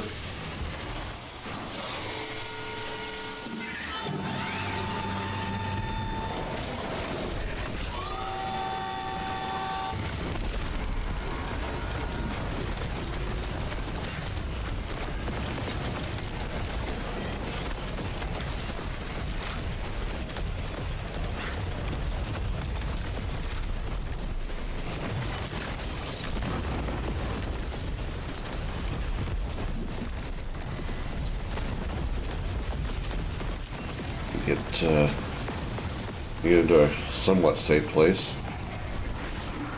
Maybe I don't get a full team before I get you in.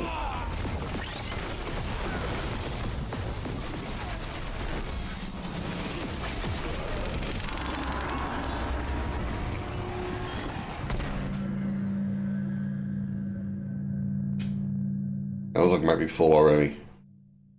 Yeah.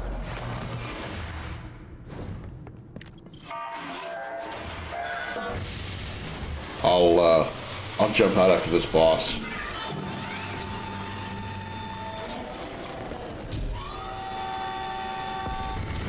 Well, I can't stay up there.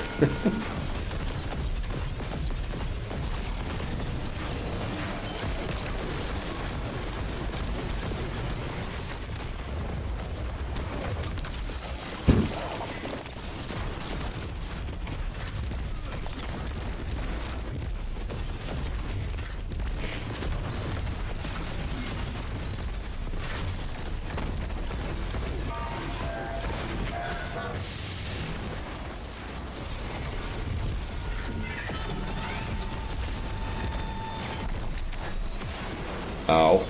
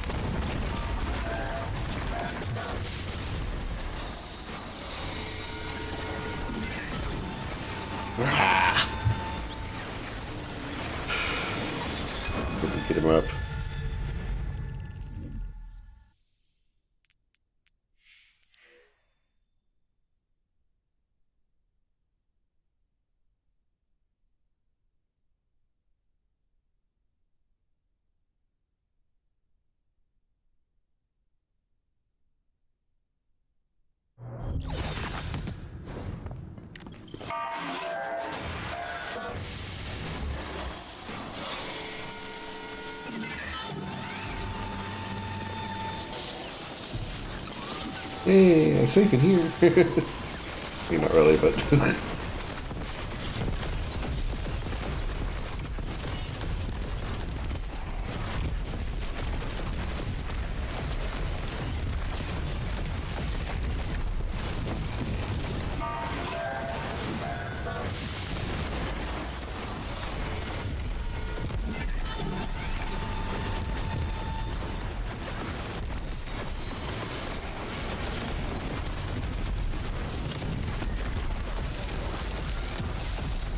Hush, Comet.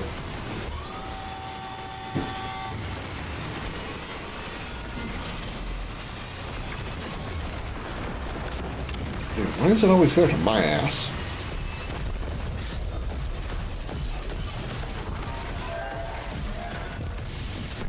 Ah, crap, I realized it's gone invincible.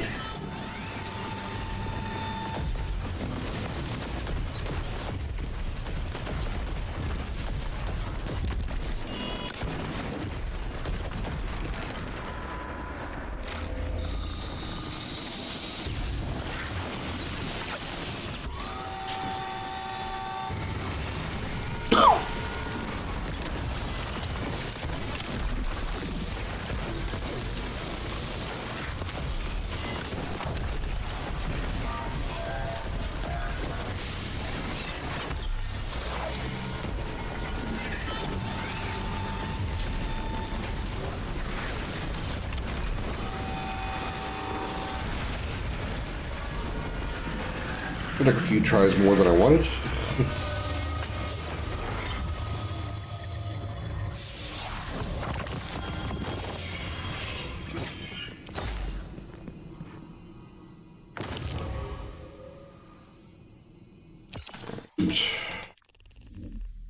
Friends, invite. Come on, hurry up.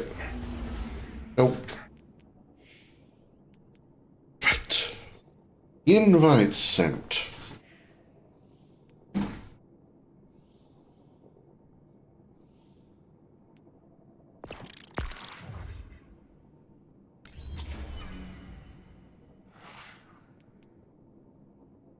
Heavy ammo weapons, strand.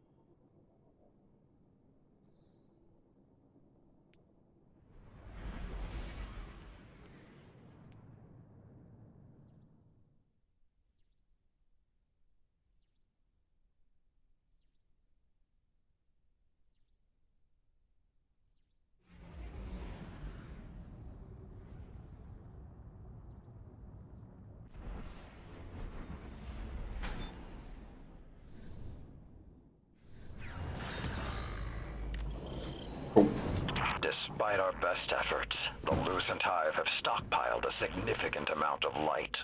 My scions cannot predict the Hive's plan. Only that it must be stopped. No arguments here.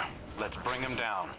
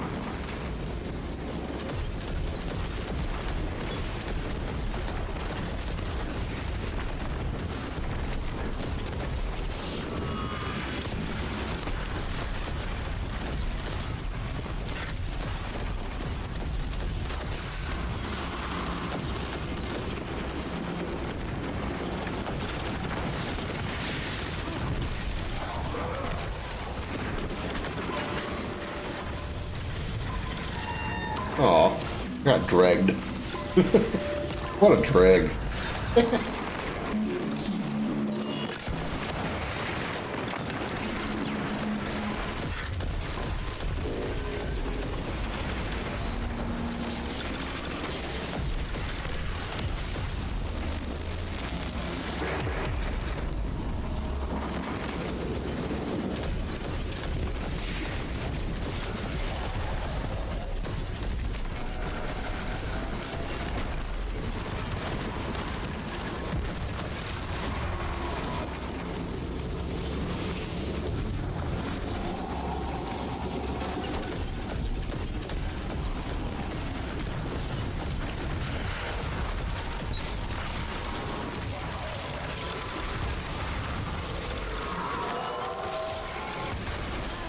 Yeah.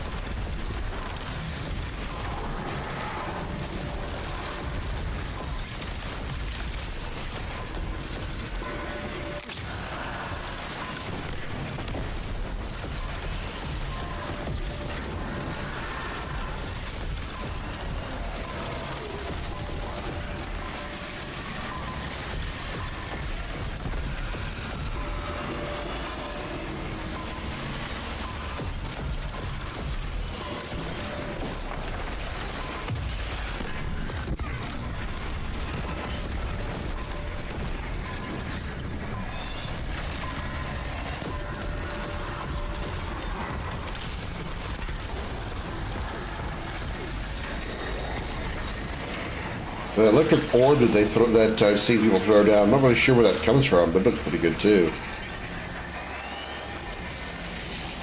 Oh, that's a seasonal mod thing though.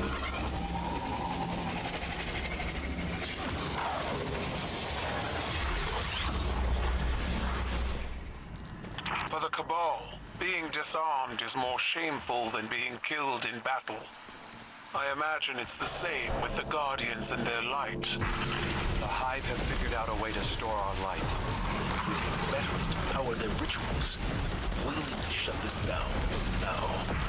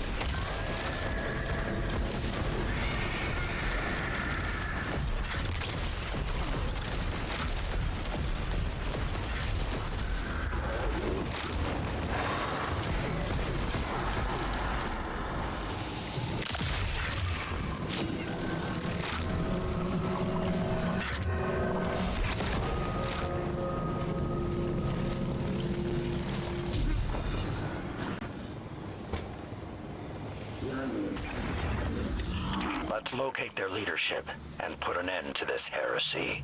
The Horus heresy? Tower to plan. She was watching our every move. Even if this up succeeds, I doubt that will be the end of it.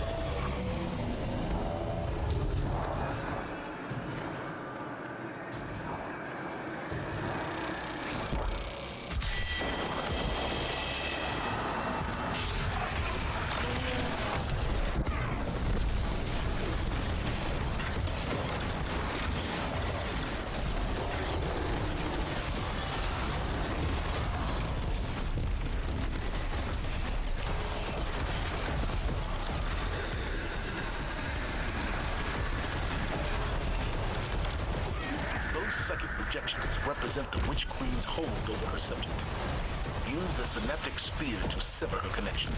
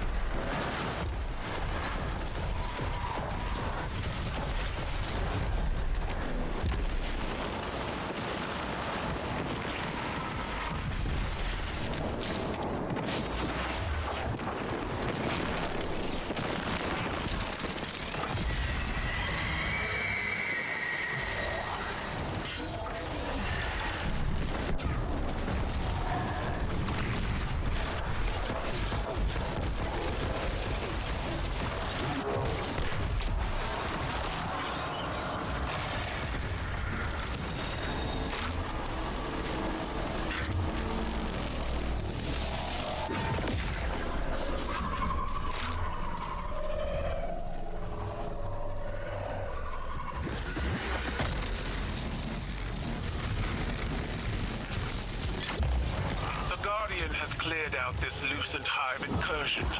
Saladin is deploying a harvester to pick them up. How does it feel to have an Iron Lord in your ranks, Empress? The circumstances were not ideal. I lost my best Optus and a trusted advisor. While Crow's actions cost me a valuable officer, they gained me a powerful new warrior.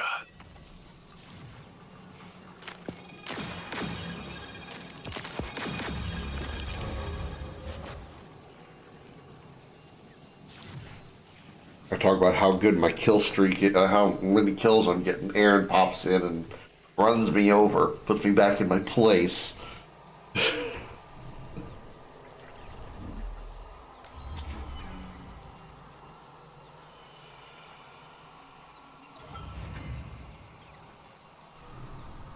Aaron's in here like, yeah, you know how you were bragging about all those kills you were getting, Krim? Yeah, you forgot I existed.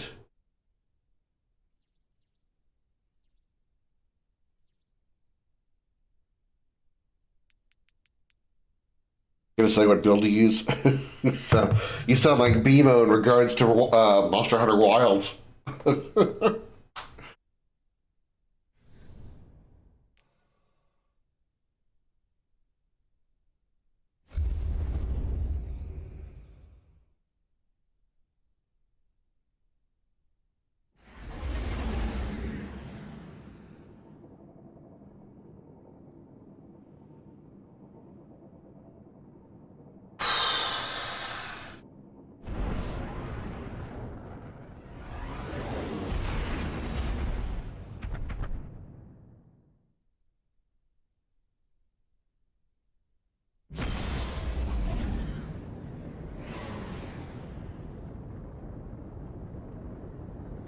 There's two Normandies here.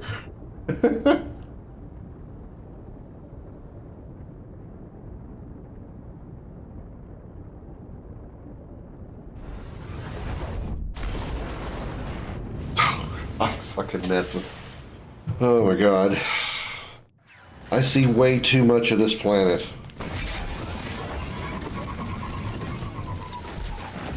The Cabal are entrenched, prepared for our arrival. They've erected a proving ground outside that massive tank. The pack hunts.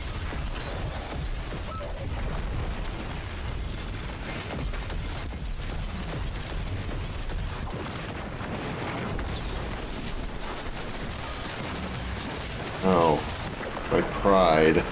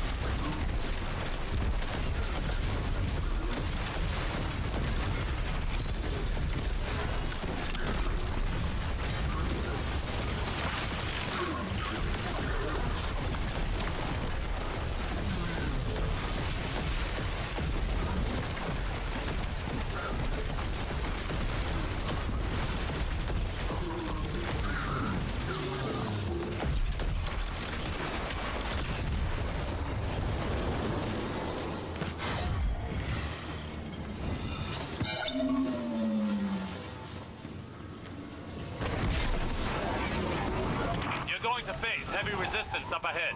Remember, do not hold back.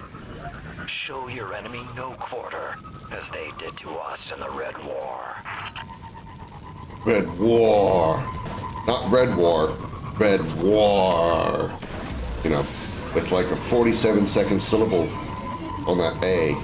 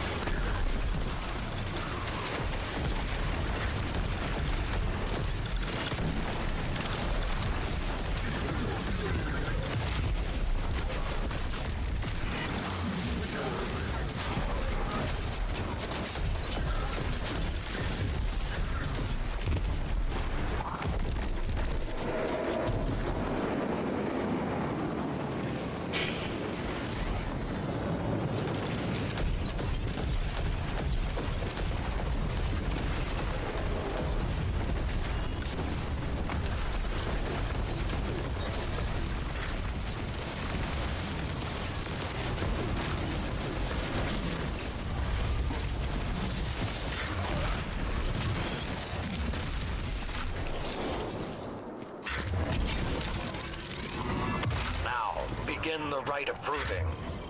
Show them what we're made of, and leave them trembling.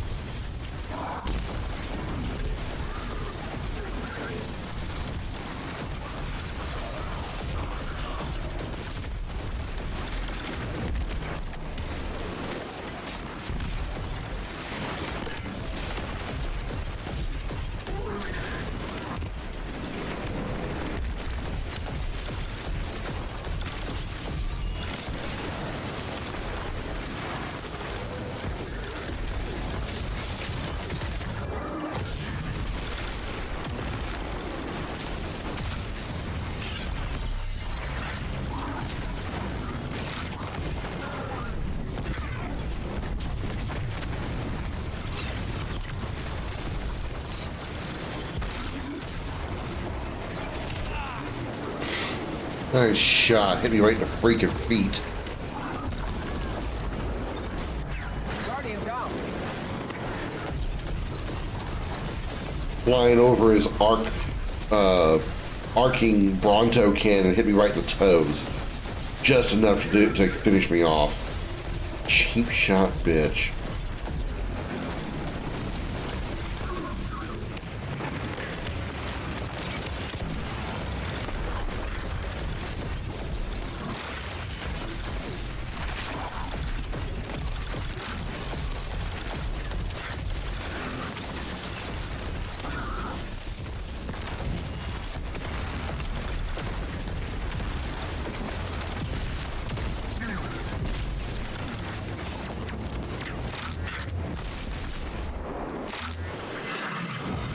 Excellent work, Guardian. When the Cabal inevitably break this treaty, we'll be ready to crush them. Until then, keep up the good work.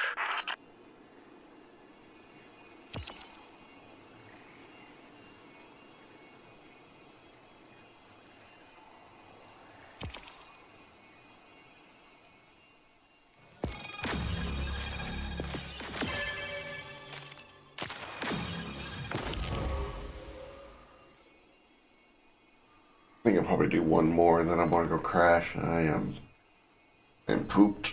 I'm pooped.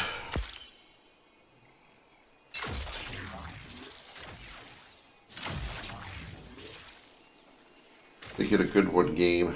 Come on, Destiny, make it a good strike.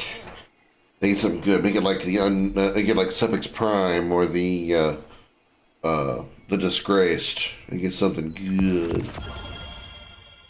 Has been kicked from your fire team. Oh. You got kicked. That's weird. Oh, good night, Aaron. I will catch you later, hopefully.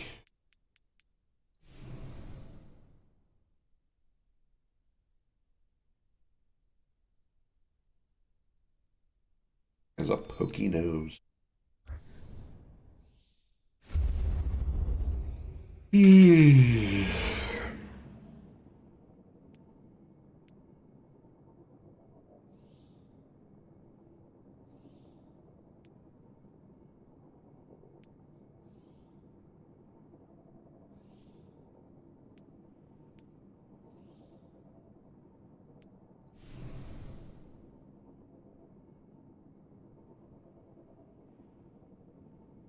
Like the contrail, but the rest of it's ugly. It was ugly.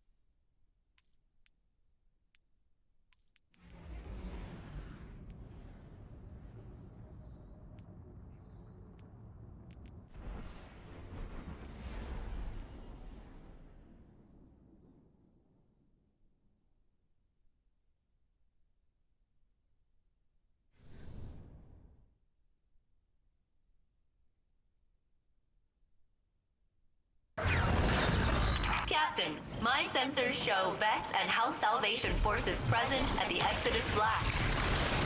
Ah, this planet loves to torture me. Don't say that. Think of it as an adventure, smashing up the Vex.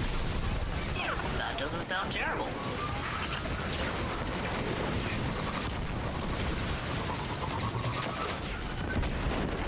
I'm sorry, what?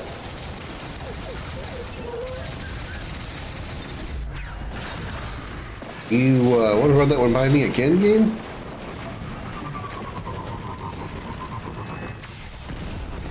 Oh, okay. Thank you for running by me again. I understand now.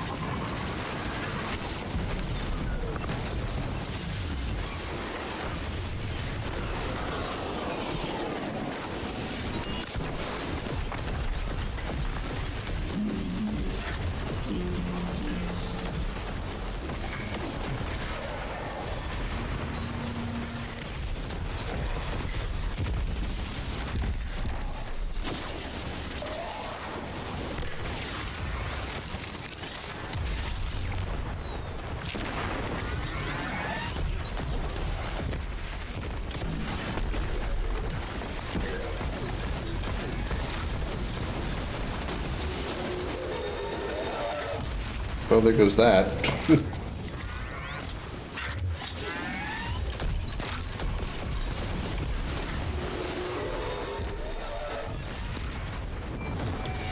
I'll be right back.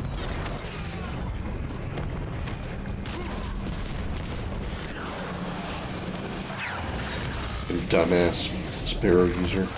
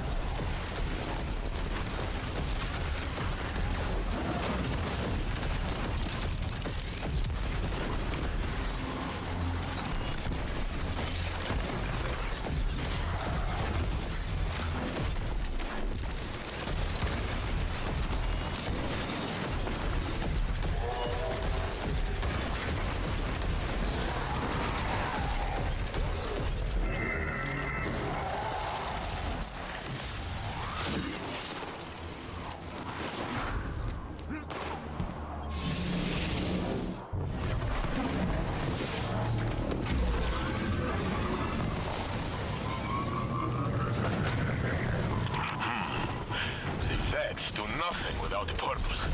Their arc charges must power something.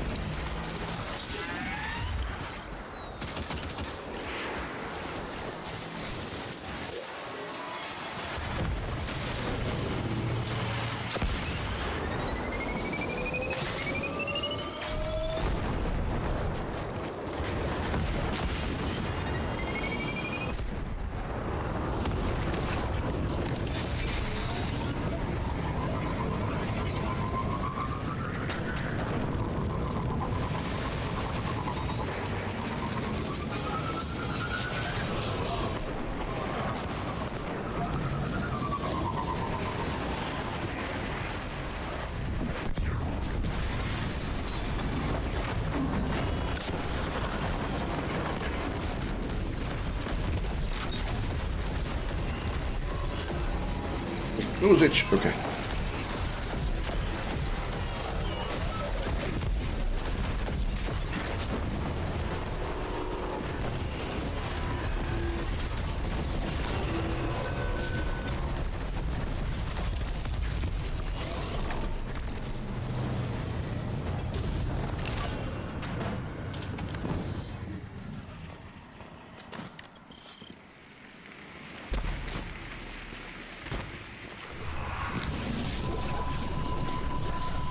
Power's down.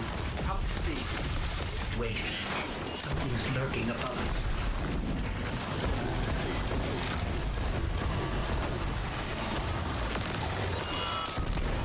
God damn it. Fucking Shang floated right in front of me as I fired my rocket. Damn it.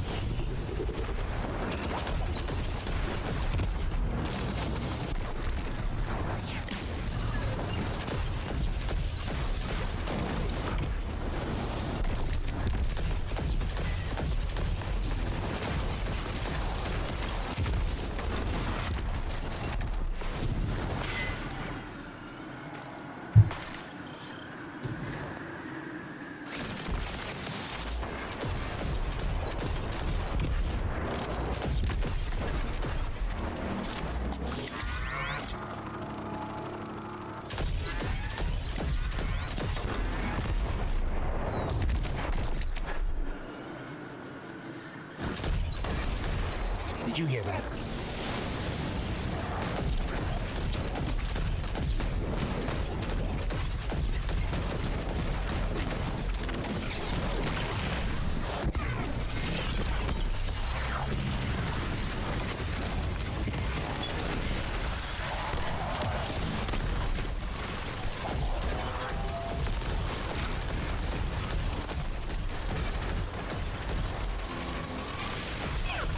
Generator? Oh, that isn't fair. Gotcha. Try it with arc charges.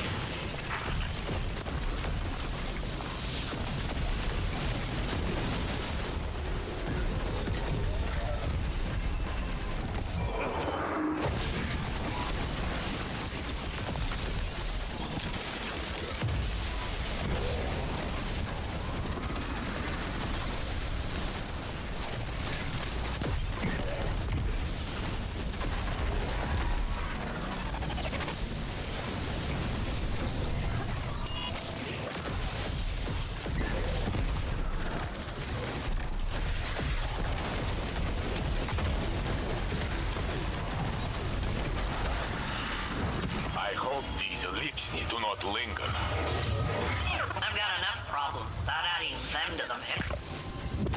Sorry, Failsafe. A lot of unwelcome attention landed on your doorstep.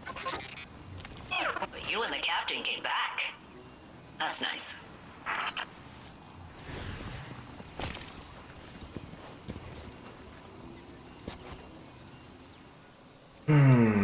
Boop. 113 kills. Oh, yeah. Well, that's enough for me. I am tired. But that's going to do it. Oh, stretching.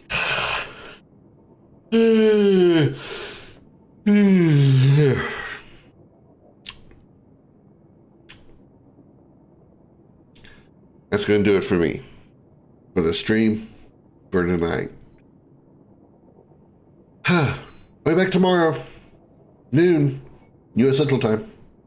I gotta think about what I'm gonna play, because beat Space Marine too. I gotta decide on something. Well, hopefully I'll have something picked by then. Until then, I guess we'll just have to see what it is. Yeah, don't forget to do all those like, comment, and subscribe things. Follow me over on Twitch. Watch me over on Twitch. Subscribe to me on YouTube. Watch me over on YouTube. Appreciate it. I'm gonna go. Super tired. See you all tomorrow. Until then, have a good night, everybody.